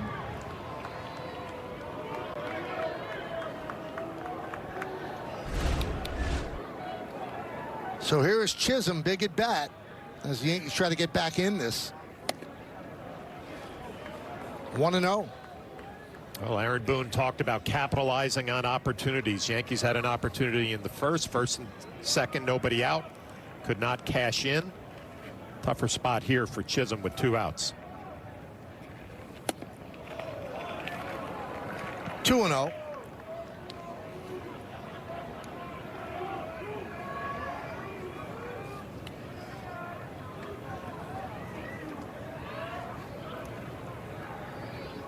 So action in the Tiger pen.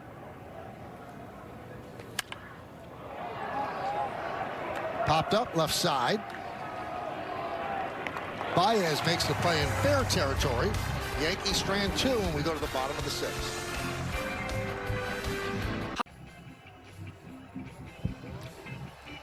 The new Yes docuseries and go behind the scenes to see the inner workings of one of the most iconic sports venues in the world. Watch the premiere episode of The Stadium Monday, April 14th, immediately following Yankees coverage on Yes and the Gotham Sports app. We are all really excited about this, a premium docuseries produced by both the Yankees and by Yes. It's going to take you to a place in the stadium you've never seen before and meet some of the unsung heroes of stadium operations. Yarbrough's still in there. Keith leads off the bottom of the 6th and takes a strike. It is 5-0 Tigers. They have 7 hits, 4 of them solo home runs. The other one scored on a sac fly. 1-1.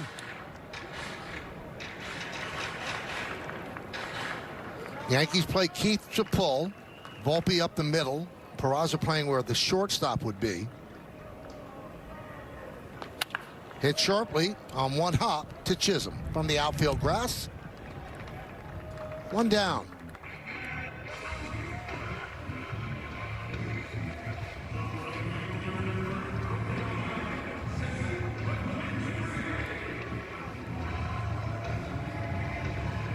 So here is Zach McKinstry.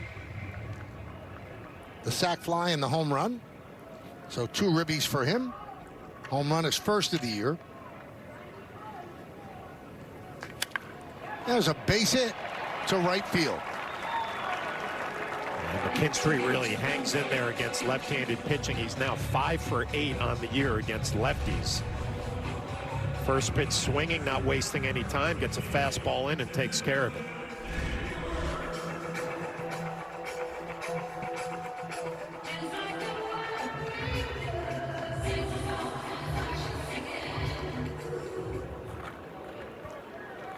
Here is Dylan Dingler.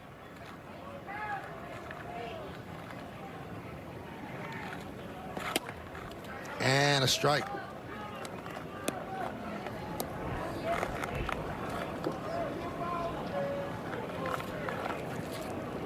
Dingler, 26 years old.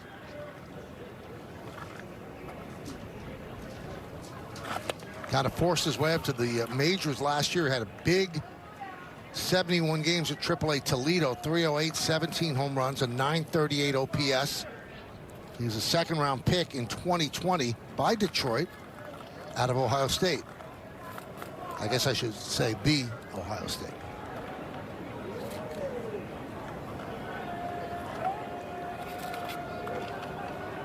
It's always a nice setup for the Detroit Tigers, having their AAA farm club in Toledo just over an hour away. Too easy for the players to get back and forth.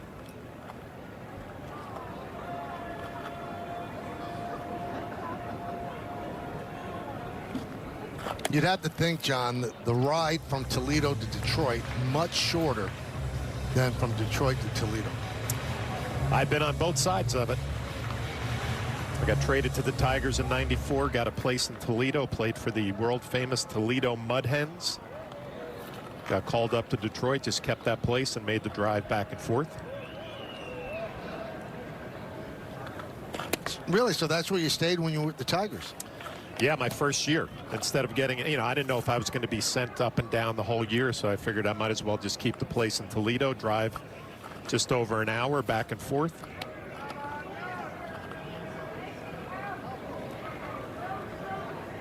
Two-two. Foul ball on the check swing.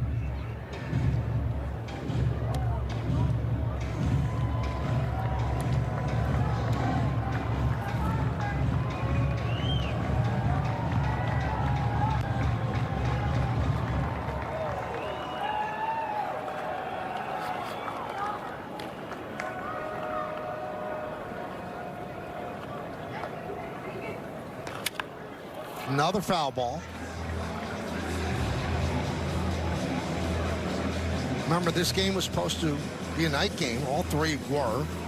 They were moved to the afternoon yesterday, 3 o'clock, today and tomorrow, 1 o'clock, because of the inclement weather. Although today it is quite nice. It's chilly, but not as brutal as yesterday.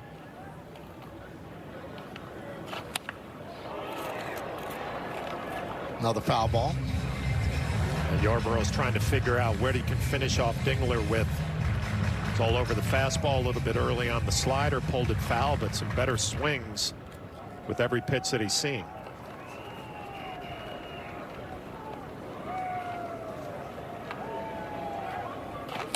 Swing and a miss. He got him on the change.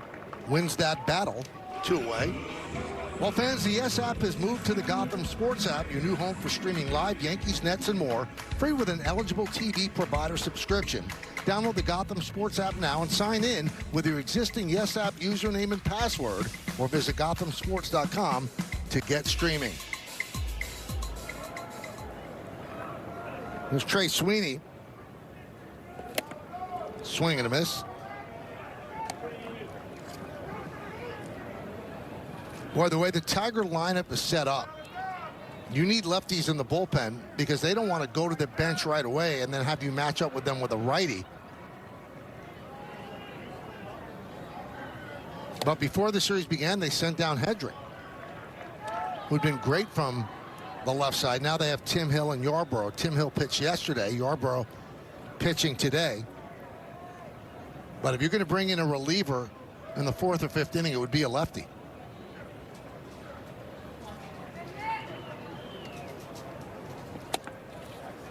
One and two.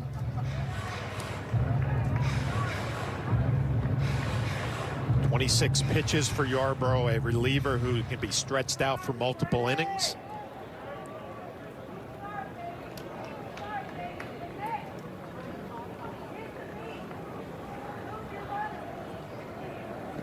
Swing and a miss. Sweeney down on strikes. No runs a hit. 1 man left. Let's go to the 7th.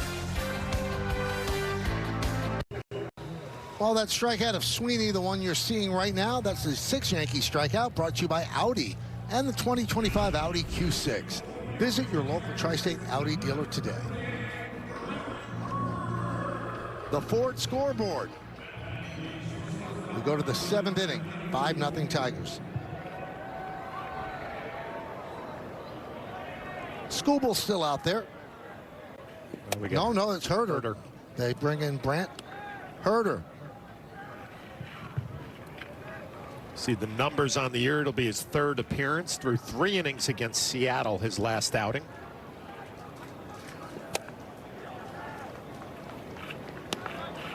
Surprised at that hook. I mean, he pretty much coasting. Yeah, pitch count got up there a little bit for Scooble in the 6th inning. But the Yankees will take their chances with this Tiger bullpen, try to get back in this one. Now, you can see in the early going what everybody's aim is with the Yankees. They're going to use lefty relievers. Yankees have faced more left-handed pitching than any team. Every time the opposition goes to the bullpen, it's a left-hander. Grounded to 3rd. And Volpe is out, 1 down.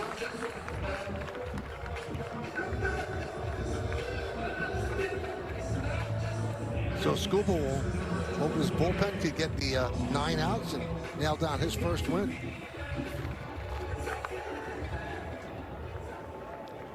Didn't walk a batter, struck out 6. Yeah, didn't walk a batter. That's what jumps out to me on a chilly day. Came right at the Yankees and pretty much dominated.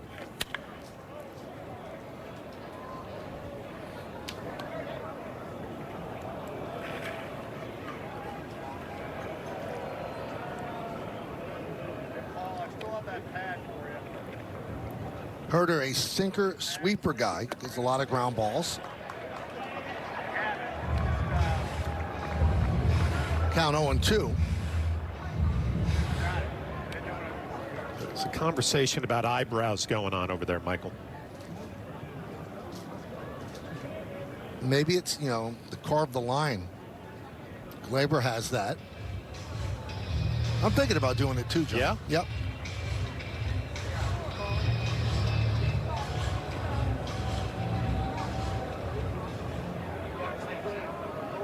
Glaber's got the beard going.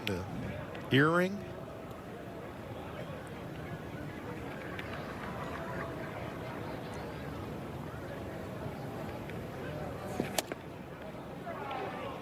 One and two. Now, last July, Herter had a 6.44 ERA at AAA. Then he had a little rocking motion at the start of his delivery as Wells goes down on strikes. And he had a great next 7 innings. He stayed with that.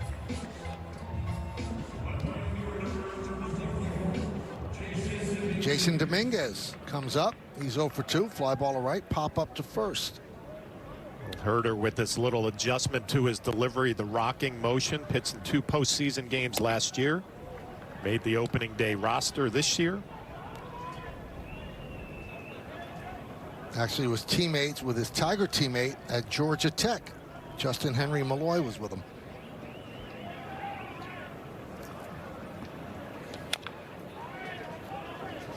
Oh and 2.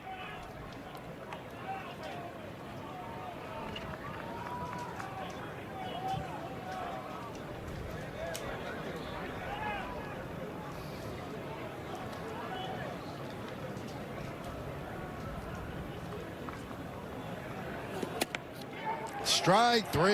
Dominguez down looking. The Yankees go down in order. It's time for the stretch in Detroit. You and one of your keys to the game pregame was if you get a chance against Tariq Skubal, take advantage. Yanks didn't. It happened in the first inning, a couple of base hits to start the game, but then the Yankees unable to mount anything against him. Judge struck out, Chisholm grounded out, and Volpe struck out. And then meanwhile, Bob, a lot of hard contact against Carrasco today. And the Yankees, who haven't been shut out this season, 6 outs away from that happening. We'll see if they can change that, and we will see you on the postgame. Fellas, back to you. Thank you, guys. Carrasco, 4 1/3 innings. Damage against him. Skubal, 6 innings of shutout ball. The Yankee offense, 2 runs scored this series. And the home runs by the Tigers, those are the gentlemen who did it. And, you know, John, if you look at the Yankees' last 3 games, 3 starting pitchers have completely shut down their offense. Completely. Yeah, and I mentioned one of the keys to the game, the long ball. The Yankees have not hit a home run the last couple of days and have lost both games. Ian Hamilton is back. So the numbers from last season, a welcome addition to the Yankee bullpen after 3 rehab appearances.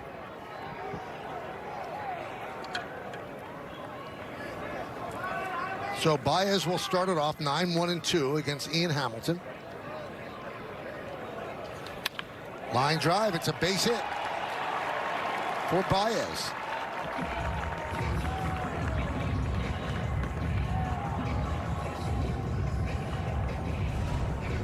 For 9-hitter in the Tiger lineup, not wasting any time. First pitch fastball in on his hands, just muscles it into left field. Back to the top of the order in Malloy. Malloy 0 for 3. All 3 of those at bats against Carrasco. Foul back.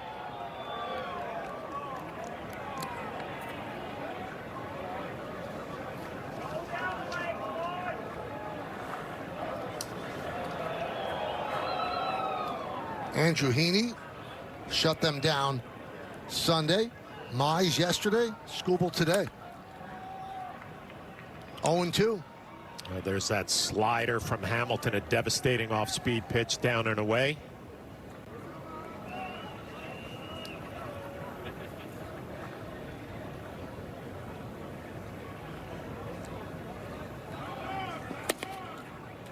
One and 2. Bottom of the 7th inning. It's 5-0 Detroit.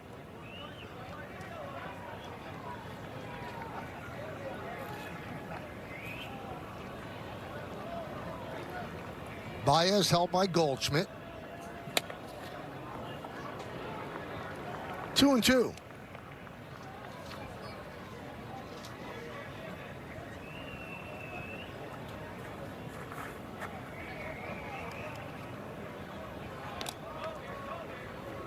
Baez did not have that much of a lead there.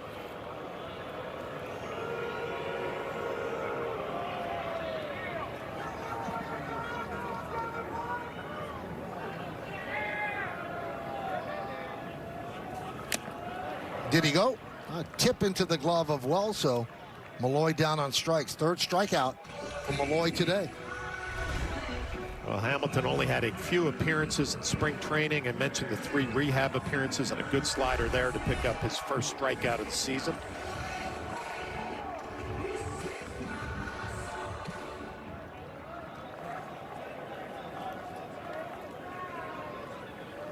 Here's Carpenter, a home run his last time up against the lefty Ryan Yarbrough.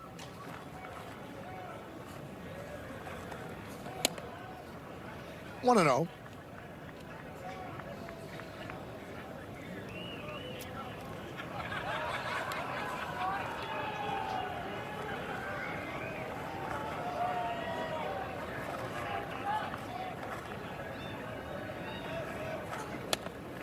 Two and 0 on Carpenter.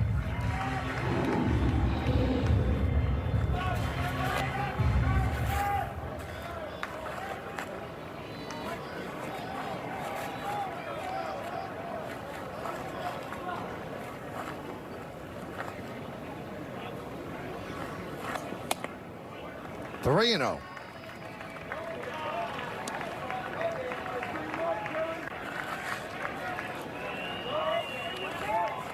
Riley Green is on deck.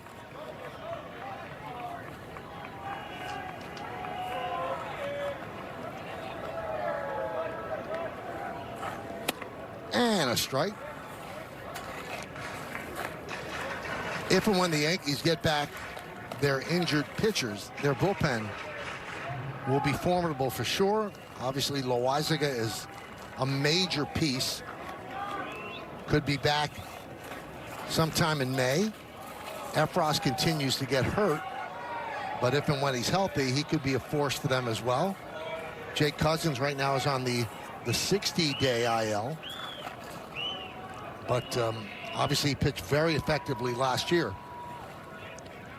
So you match them up with the back end that you have right now, and you can cover a lot of innings out of that pen with good effective arms.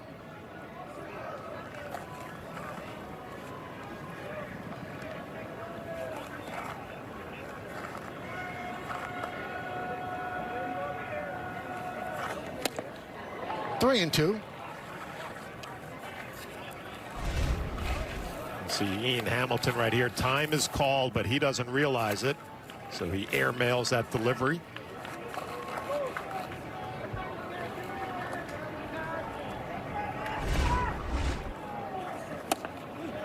Strike 3. Carpenter down looking. Oh, back-to-back strikeouts for Hamilton. Kind of has that short arm delivery like he's throwing darts and just locates perfectly down and away.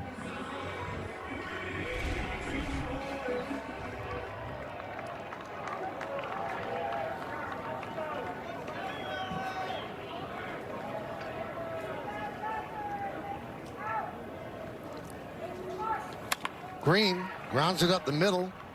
Volpe is there, and that'll do it. So they pitch around the leadoff walk, Hamilton's first appearance of the year.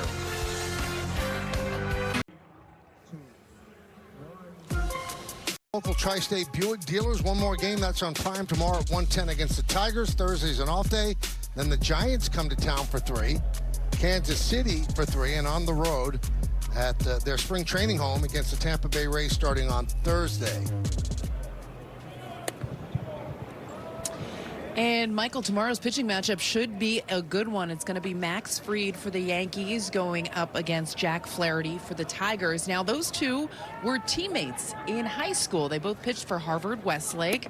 And Max Fried was asked a little bit about Flaherty earlier today, and he said he is one of the best high school pitchers he had ever seen. Now, these two have been friends for a while. They continue to support each other. Max Fried was actually at the World Series watching Jack Flaherty pitch.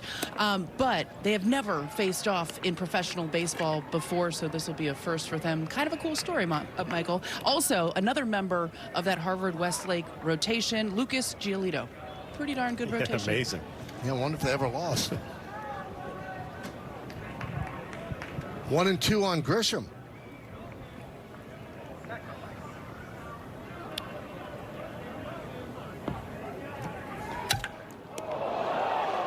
Behind the back catch by Herder on the broken bat line drive off the bat of Grisham. Well, the bat shatters, goes right back to the mound. The baseball gets caught by Herder. We'll take another look at it. A sweeper off the end. What a play.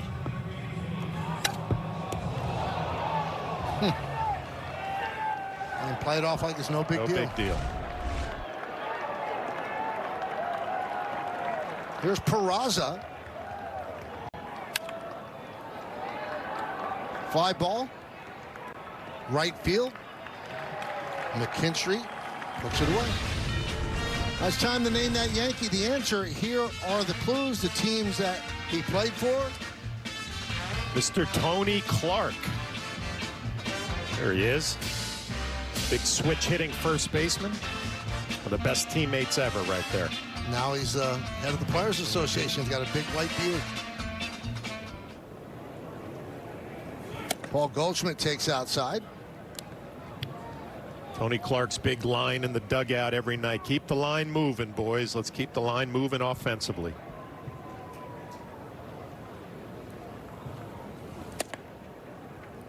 2-0. Fernando Cruz heating up for the Yanks.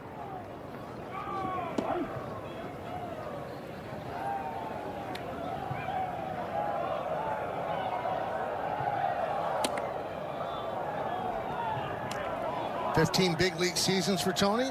All the teams he played for. All-Star in 2001. Mentioned the Players Association. And he was a pretty good basketball player, too. 3-1.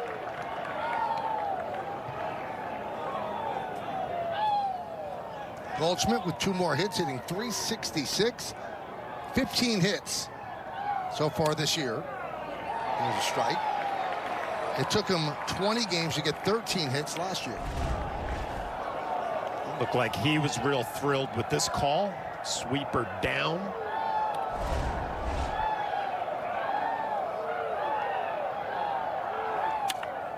Inside first and down the right field line for Goldschmidt. Kicks off the sidewall, and Goldschmidt smartly stops at first as the Yankees are down by 5. Yeah, down 5-0. Can't take any chances, but this is the approach we've seen from Goldschmidt against left-handed pitching day in and day out. Get that front foot down early, stay inside the baseball and drive it the other way.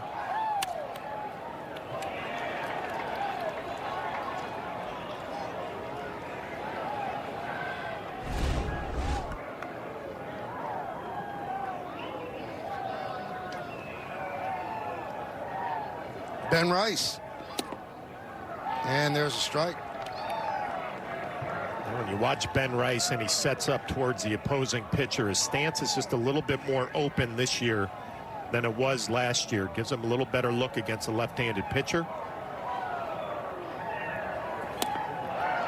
Kind of off balance on that swing, 0-2. Coming into this game, John, his average exit velocity, 96.6, second in the American League to Adolis Garcia at 97.6.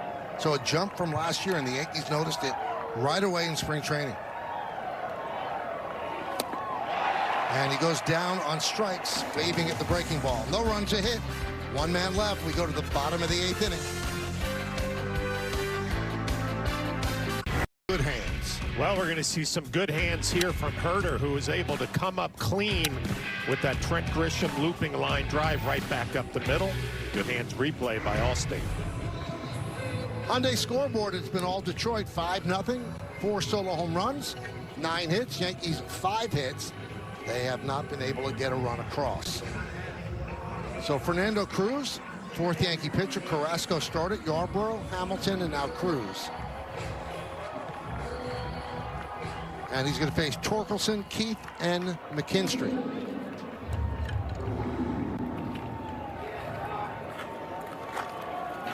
Big day for Torkelson, a double and a home run, 3rd home run of the year.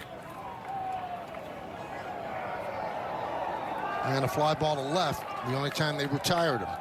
He's shown in the series he will swing first pitch, very aggressive. 1-0.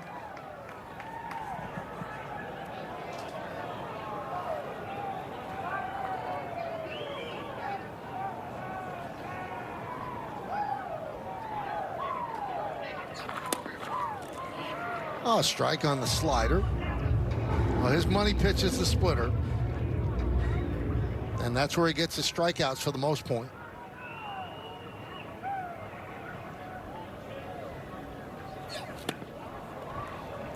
There it is, and a good one at 80 miles an hour. Torkelson way out in front.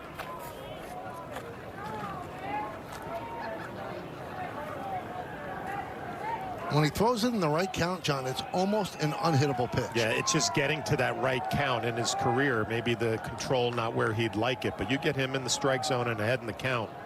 Big swing and miss guy. Like that, on the splitter. Torkelson down on strikes. Yankees Baseball on Yes is brought to you in part by FanDuel. All FanDuel customers can make every dinger on Tuesdays mean more with a profit boost from FanDuel. By Nissan. At Nissan, we make cars that thrill. Experience the thrill for yourself today. Shop NissanUSA.com.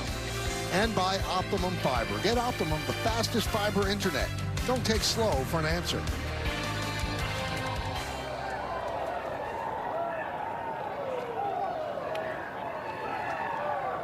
Here's Colt Key. Swings at that pitch and lofts it to right center. And Grisham makes the play. 2 down. This copyrighted telecast presented by authority of the New York Yankees and may not be reproduced or retransmitted in any form.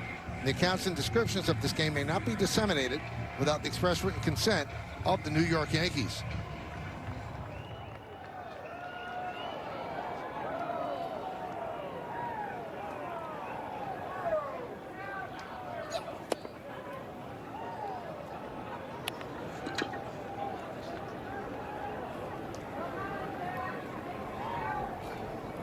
McKinstry is 2 for 2 with a sac fly, home run and a single.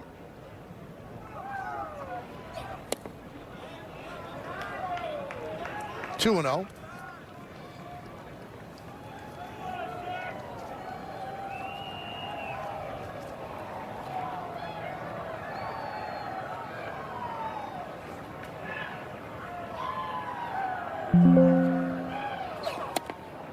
And a strike, 2-1. Look ahead to the 9th inning for the Yankees. Judge, Chisholm, and Volpe, 3, 4, and 5 in their order as they try to make up what is now a 5-run deficit. Popped up on the left side. Peraza will make the play in a strong inning for Cruz. Yankees coming up in the 9th. They have a deficit to make up. It's time for the Optimum Don't Take Slow for an Answer replay. As replay all the way back in the bottom of the 2nd inning, Aaron Judge a good jump, tracking down that hot shot to right center field. Nice defensive play by the captain. And just like that, he will lead off. He's 1 for 3, 2 for 6 so far in the first 2 games. Herder in for his 3rd inning of work.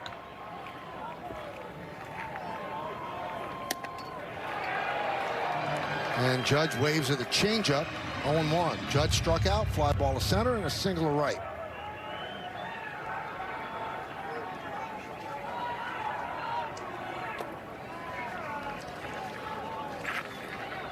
A big element of the Yankee offense obviously is the home run. And they have not been able to do that the last couple of games. They've had an opponent that keeps the ball in the ballpark. The Tigers have actually not allowed a home run in their last 48 innings of pitching.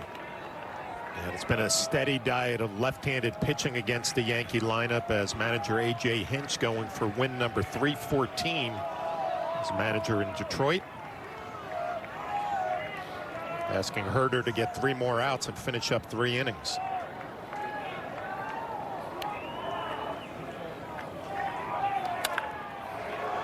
Fly ball shallow center, and it's going to drop in for a base hit in front of Green. So Judge with his 2nd hit of the afternoon.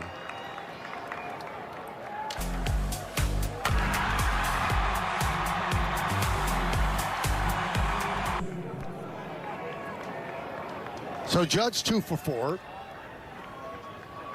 And here's Chisholm. Chisholm 0 for 7 so far in the series, 0 for 3 today.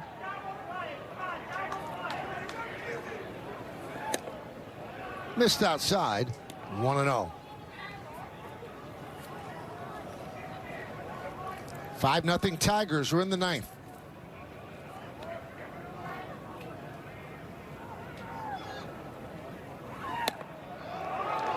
One and one.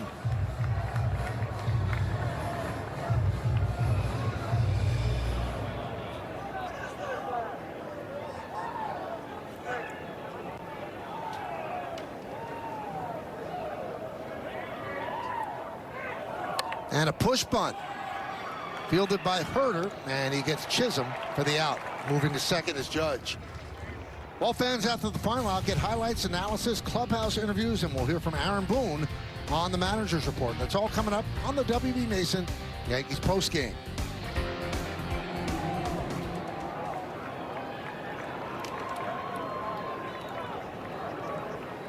So 1 down, 1 on. Here is Volpe. He's 0 for 3. Yankees have 6 hits.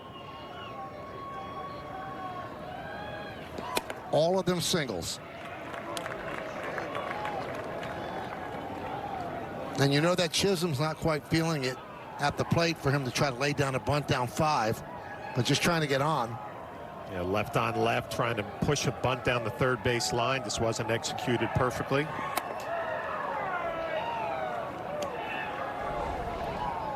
Herder gets 2 more outs, and he'll have pitched 3 innings, and that would qualify him for a save, with Skubal getting his first one of the year.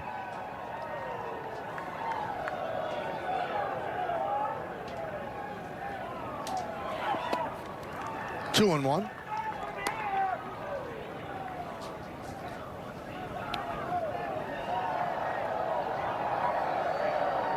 Yankees 0 for 4. Runners in scoring position, leaving 5 on today.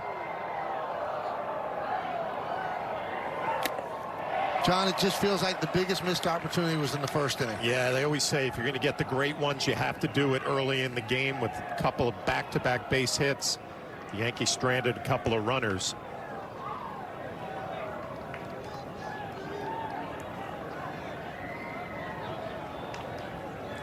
Two. 3-2 on Volpe. Anthony is 0 for 7 in the series.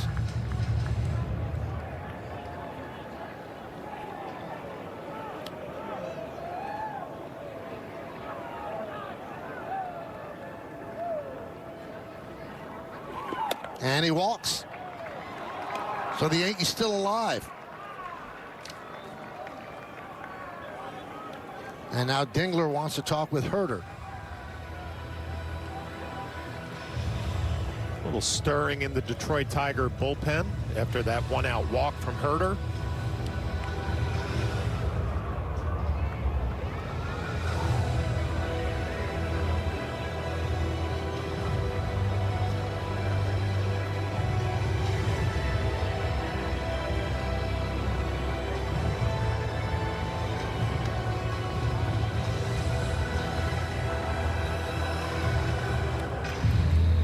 So Wells has struck out twice today. He's 0 for 3.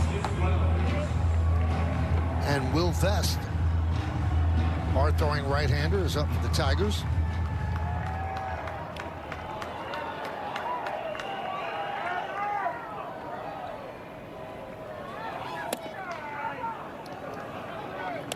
One and 0.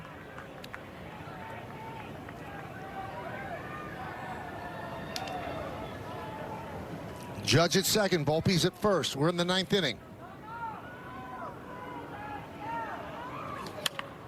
Up the middle.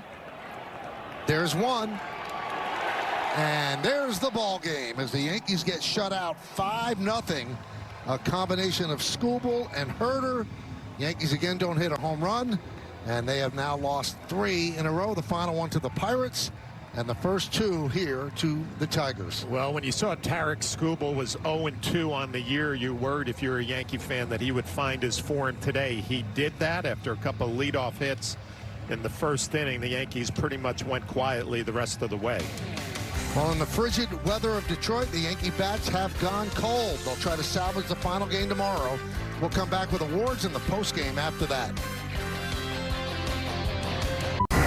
Now it's time for the Cadillac drives of the game. Well, the Tigers took control of this one in the bottom of the fourth inning with the long ball. Spencer Torkelson starts it off. Then McKinstry gets a drive to right center field.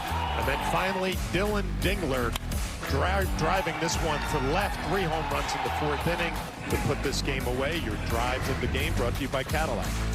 5-9-0 beating 0-6-0. It only took 2 hours and 4 minutes. Tarek Skubal to win. Herder, his second save. Carrasco, his first loss. Yankees have scored just 2 runs this series. Tarek Skubal was, well, he was a Cy Young Award winner. Coming up on the Yes Network, stay tuned for the WB Mason postgame show with Bob Lorenz and Jack Curry. Special thanks to producer Troy Benjamin, director Dan Barr, Mike Webb, and the executive producer of the Yes Network is Jared Ames Boschnack. Join us again tomorrow as the Yankees wrap up their 3-game set against the Tigers here at Comerica Park. Coverage begins at 12:30 on Prime, with first pitch coming shortly after 1. Once again, the final score, the Tigers 5 and the Yankees nothing.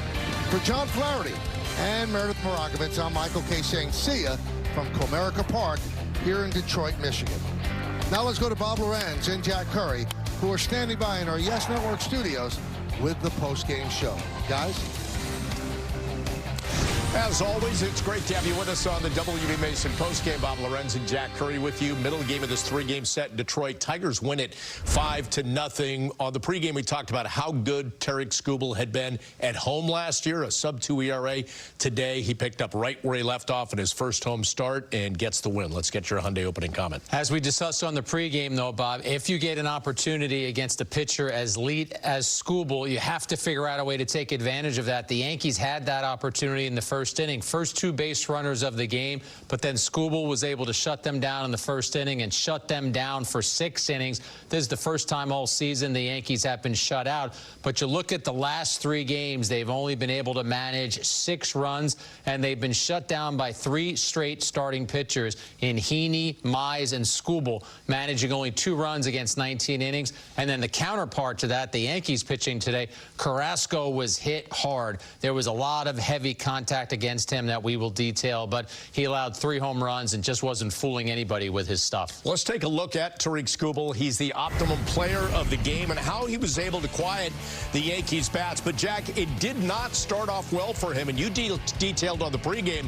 how his first 2 starts were a little subpar. He didn't get off to a good start here. Paul Goldschmidt leading off, 0-1 fastball up the middle. He continues his hot start, and then up comes Ben Rice batting second. Yeah, Ben Rice all over the leaderboards in the American League right now, and he also has a hard hit, base hit up the middle, first and second for the Yankees. I mean, exactly what you want, because now you got Aaron Judge coming up. But Judge fooled on this changeup. It's all about timing and deception. He never saw a fastball in that at-bat.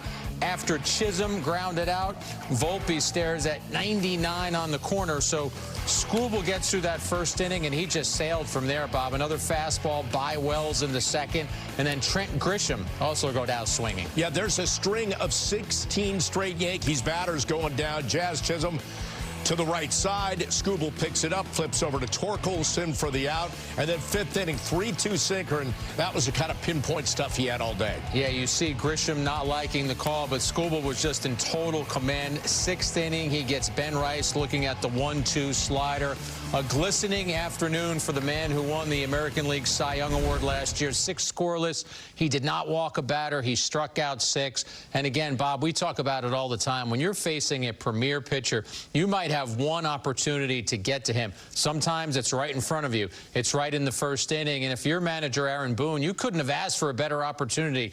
2 men on base, Judge at the plate. You've got your 4 and 5 hitters coming up after him. But that's why Skubal is as good as he is. A good mix of pitches to shut the Yankees down. And where he puts them, too. And we saw that highlight package, right? Right at the bottom of the K zone, right at the outside edge of the K zone. And he was doing that all afternoon. Yeah, location, location, location, right in the the Yankees had some gripes with the home plate umpire, but you looked at the box that we showed during our telecast, and he pitches to the edges. We talked about that during the pregame. Not only does he have great stuff, but he's a strike thrower. He's going to come right after hitters. He is aggressive. He was in attack mode all afternoon. I said before the game that 5.91 ERA by his name was an aberration. It won't be that high again all season long. Well, we mentioned that a big moment came in the fourth inning. Yankees were right in this, Jack, down just 1-0 into that bottom of the fourth, where we find our turning point of the game. Brought to you by Montefiore Einstein, the official hospital of the New York Yankees. So Spencer Torkelson leads off the inning against Carlos Carrasco, who to this point had kept him pretty quiet. Yeah, and this is about not pitching to the edges. That's just a fat slider up and out over the plate, and now it's over the fence in left center. Solo shot, Torkelson's third, 2-0 Detroit. Two batters later, Zach McKinstry on a 2-1 sinker up in the zone. Out to right, solo shot. That's his first of the year. Tigers up 3-0, but they weren't done. Dylan Dingler found out late that he was starting in this game. He made the most of it. That was another sinker bending inside. Didn't fool him. He hits it out for his second of the season. Tigers go back-to-back. They hit 3 home runs in that inning. They took a 4-0 lead. And, Bob, we talked about how Carrasco needs to be precise and needs to be an artist out there. Tigers were not fooled at all. There were some very well-struck baseballs in this game. In fact, the Tigers hit 5 baseballs over 102 miles an hour. That just shows you how hard and how robust they were hitting the baseball. I want to remind you, don't miss the premiere of a new Yes docuseries, The Stadium, and go behind the scenes to see the inner workings of one of the most iconic sports venues in the world. Watch the premiere episode Monday, April 14th, immediately following Yankees coverage on Yes and the Gotham Sports app. Jack and I will take a quick break. When we come back, we're going to hear from the manager, Aaron Boone. His team losing 3 straight. Another tough pitcher in Skubal. We'll hear about that coming up next. The Yankees postgame show on Yes is presented by WB Mason. Get fast free delivery of food service products you need at prices you'll love. Request your free catalog today at WBMason.com.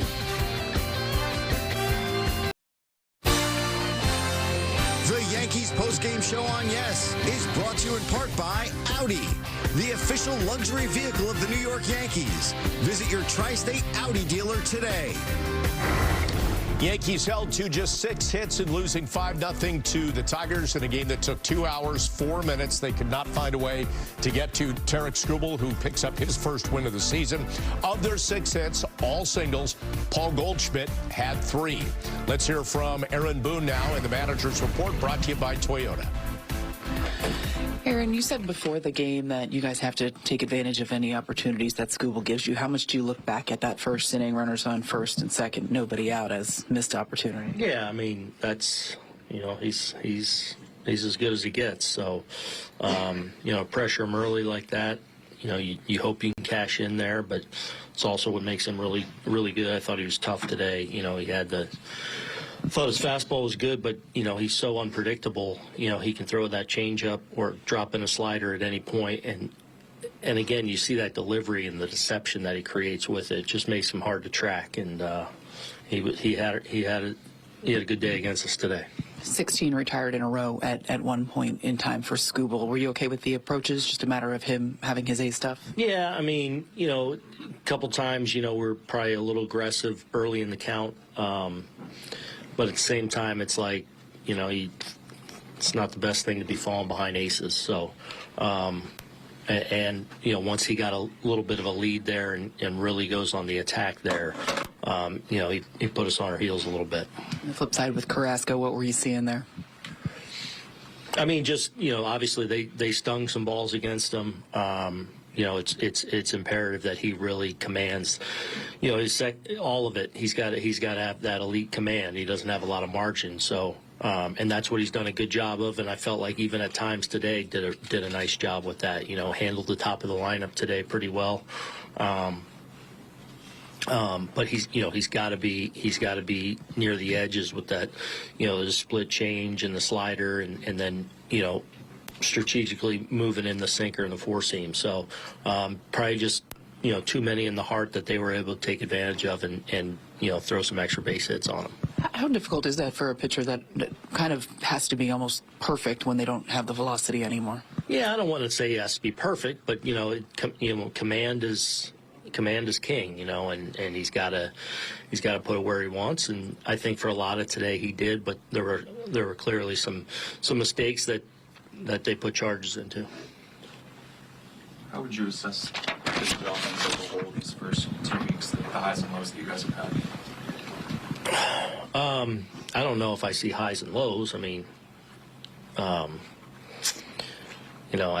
we haven't scored the last 2 days. I mean, we scored 3 or 4 or 5, and people talk about it as a low. I don't know that is. I mean, that's just not reality. It's a tough game to hit. We got shut down here these last really few days. Last day in Pittsburgh, Heaney, shut us down. I felt like a lot in those middle innings before we were able to rally late. Yesterday, I thought we had good at bats. We didn't put the points on the board. Didn't chase Mize, but I thought like we had the right at bats going. Today, Skubal got a lead and just beat us. Period. So, it's going to happen. A chance to salvage a road trip tomorrow and hopefully come out and get Max some runs and have a good trip home. How was Hamilton?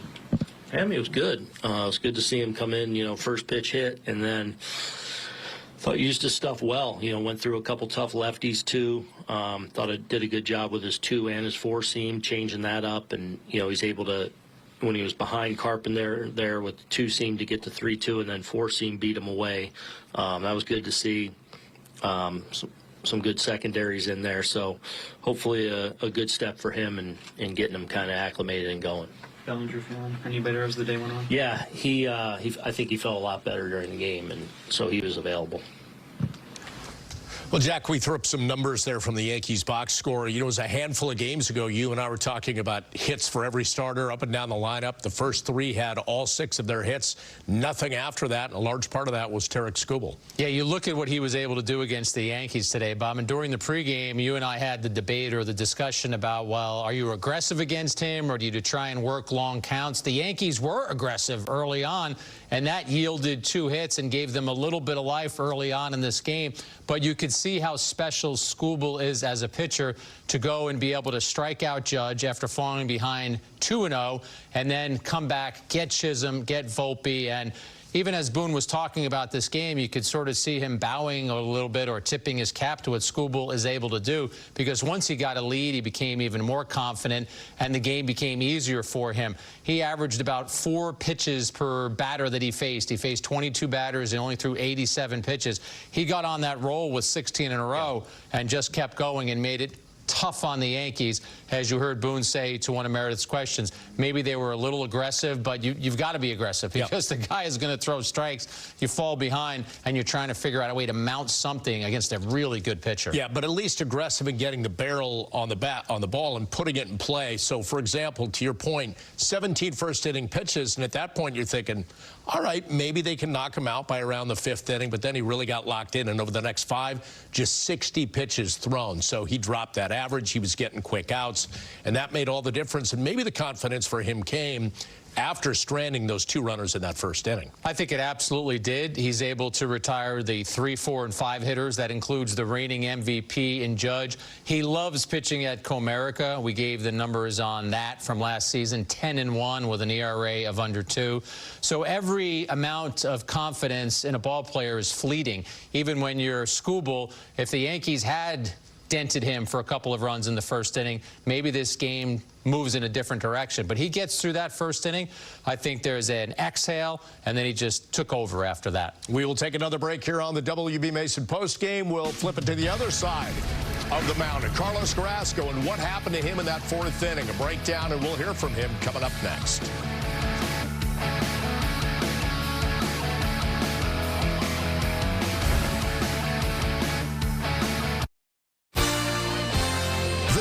Post-game show on Yes is brought to you in part by your local Kia dealers. Visit kia.com to discover movement that inspires.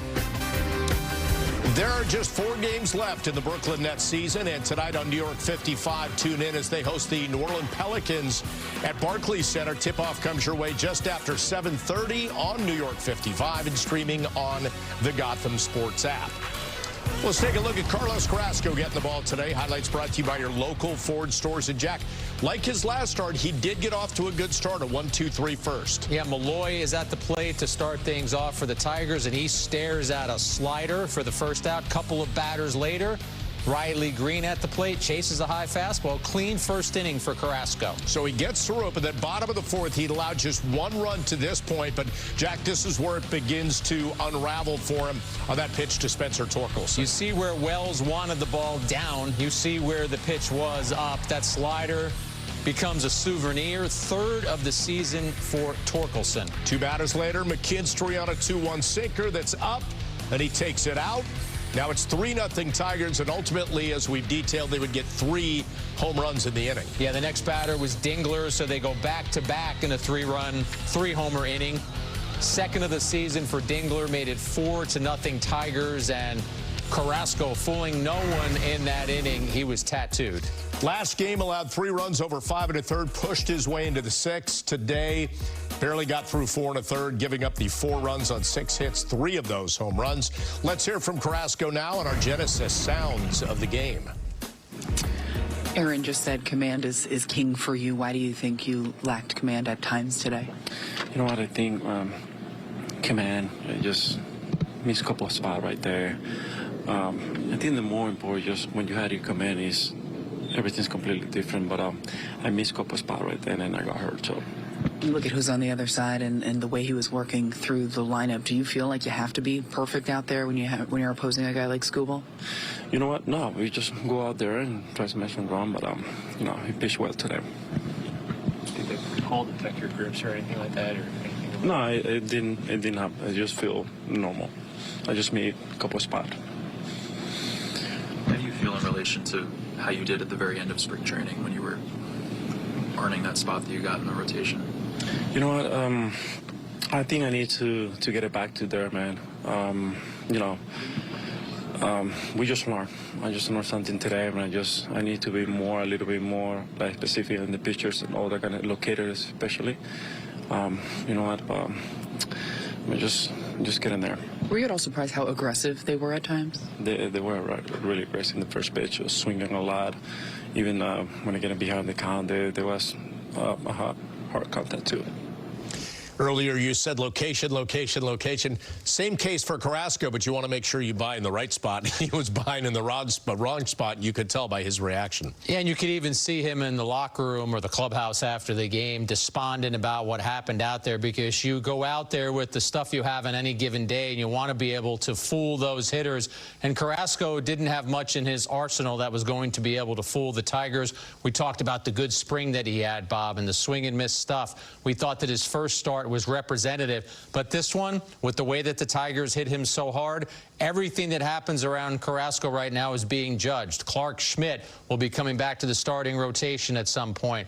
Will Rohr and Carrasco are the 2 pitchers who are most susceptible to potentially losing their spot in the rotation. So for Carrasco to succeed, it has to be about precision. He's not going to blow anybody away, and he was not close to being precise today. Well, stick around, because coming up on the WB Mason postgame, we talk pregame about how good the numbers were for Aaron Judge against Skubal. MVP against reigning Cy Young winner. Will detail their battles today at the plate coming up.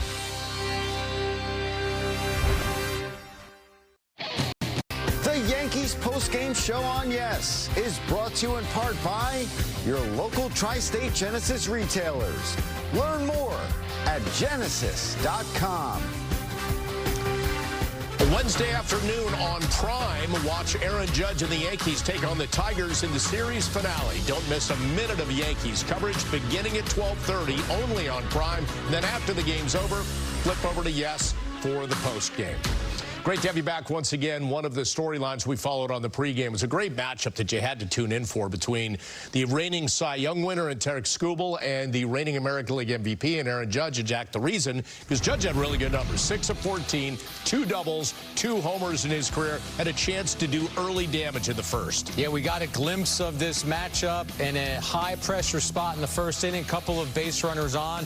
Skubal starts him off with a changeup that is low, just misses with the slider. So now Judge is in good position, right, 2-0. But that's a slider to get Skubal back. He goes to the changeup, 2-2. Still hasn't shown him a fastball. He comes back with the changeup again at 89 and gets the whiff. All right, so wins that battle. Their second at bat came leading off the top of the fourth. Slider again. Goes with the changeup, so again, he's falling behind here. What does he come back with? Again, comes back with the slider. First fastball Judge sees. He swings through it for strike 2. And then one more fastball. It's fouled back by Judge, so now he's measuring up that heater. But he gets the changeup, and of course, he lifts it out to center field for an out. On to their third and final at bat, top of the 6th, and a chance to hit a long ball with Goldschmidt on first. Yeah, he gets the slider and hits it down the third base line for a foul. Four-seamer is up. He lays off that. He gets one more heater, and he's able to knock it into right field. It drops in for a single in front of Zach McKinstry. So 1 for 3 against Skubal was Judge, but knowing how competitive he is, I'm sure he'd love to revisit that at-bat in the first inning because there was so much on the line. You can't win a game in the first inning, but you can obviously put yourself in a position to win or to lose, and I thought Skubal put himself in position to win with getting through that first inning. Ultimately did win the pitching decisions presented by Sage and kept the Yankees off the board again. 16 straight batters were tired for Skubal at one point as he gets the win against a Yankees team that, again, went 6 of 12 in the first 3 spots, but then 0 for 20 in the final 6. Yankees 0 for 5 with the runners in scoring position, 6 left on base. Pretty much puzzled all day trying to solve Skubal. Let's listen to Jazz Chisholm Jr. Jazz, what made Skubal so tough today? Man, I don't really know, really. I really try to flush the game out of my mind right after games sometimes. So today, I mean, he was attacking the zone, and he pitched us completely different from our scouting report had him throwing. So, I mean, he kept us off balance. He hit his spots. I mean, that's the way you're supposed to go out there and pitch. You know, you're supposed to hit your spots, especially when you got guys like Aaron Judge and Paul Goldschmidt in the lineup. You know, I mean, you got to go out there and dominate your pitches, and I think that's what he did tonight. You mentioned the difference in the scouting report. What were you expecting, and what did you get? I mean, I was expecting more of the hard stuff today. He's throwing a lot of off-speed today, which he's normally a fastball guy. You know, he throws 100, so I was expecting more fastballs. He threw a lot more off-speed today, which, I mean, and he was hitting the spots with the off-speed as well, so he was doing his thing today. How tough is it to play in this kind of weather, Jazz? I mean, if you're from here, I guess you're used to it. But, you know, I don't like the cold at all. So I don't like it at all. I don't think it's nice to play in at all. The coldest game you ever played in? Probably. Yesterday and today. Well, the first time I played in snow yesterday. So, but, you know, check that off my bucket list. Other than just adding some more layers, like what do you do to prepare for that? Well, today I felt a lot more better in the box and more comfortable. I think I had 3 layers on today, maybe 4. And I think that's the most comfortable I felt with a little bit of sun out there. And even though it was kind of cold, I started to get a little bit more comfortable, started to feel my hands a little bit more, feel a little bit warmer. You know, I think today was probably the best day I felt since the road trip started in the cold. We'll take another break. It's going to be cold again on Wednesday. That will be the subject of our Game 3 discussion, but we got more coming up on this one with the Tigers winning at 5-0.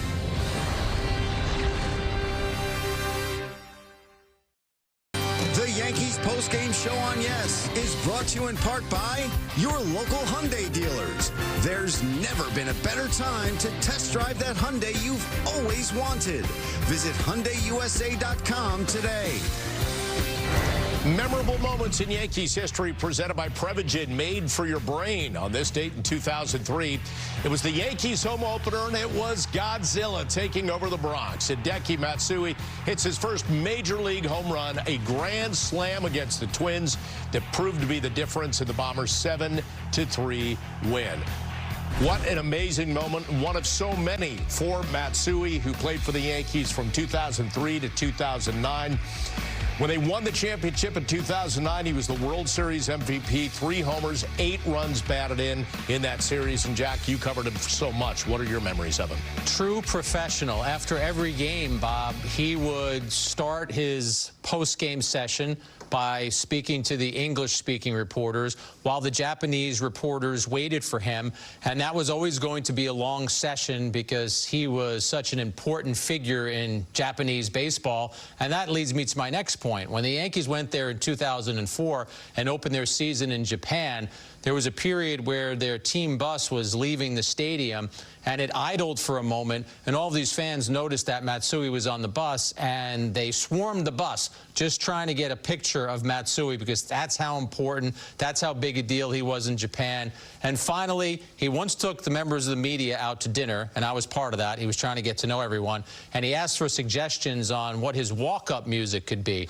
I knew a song by a band called Alphaville, Big in Japan. I'm thinking, hey, you were big in Japan. Now you're coming over to the States. You could just remind everyone. When I got to know Matsui, that was the worst suggestion in history because he was so humble. There was never any way he would have anything attached to him about being big in Japan. Do you remember what he went with? I don't. Did he take any suggestions? I think he was so humble and so kind that he listened to all of our suggestions. And now, of course, I'm going to forget what he used. But somebody on Twitter/X will remind me, I'm sure. All right. We got to take another break. When we come back, look ahead to the series finale on Wednesday afternoon in Detroit. Max Fried taking the hill, and we'll talk about that coming up next.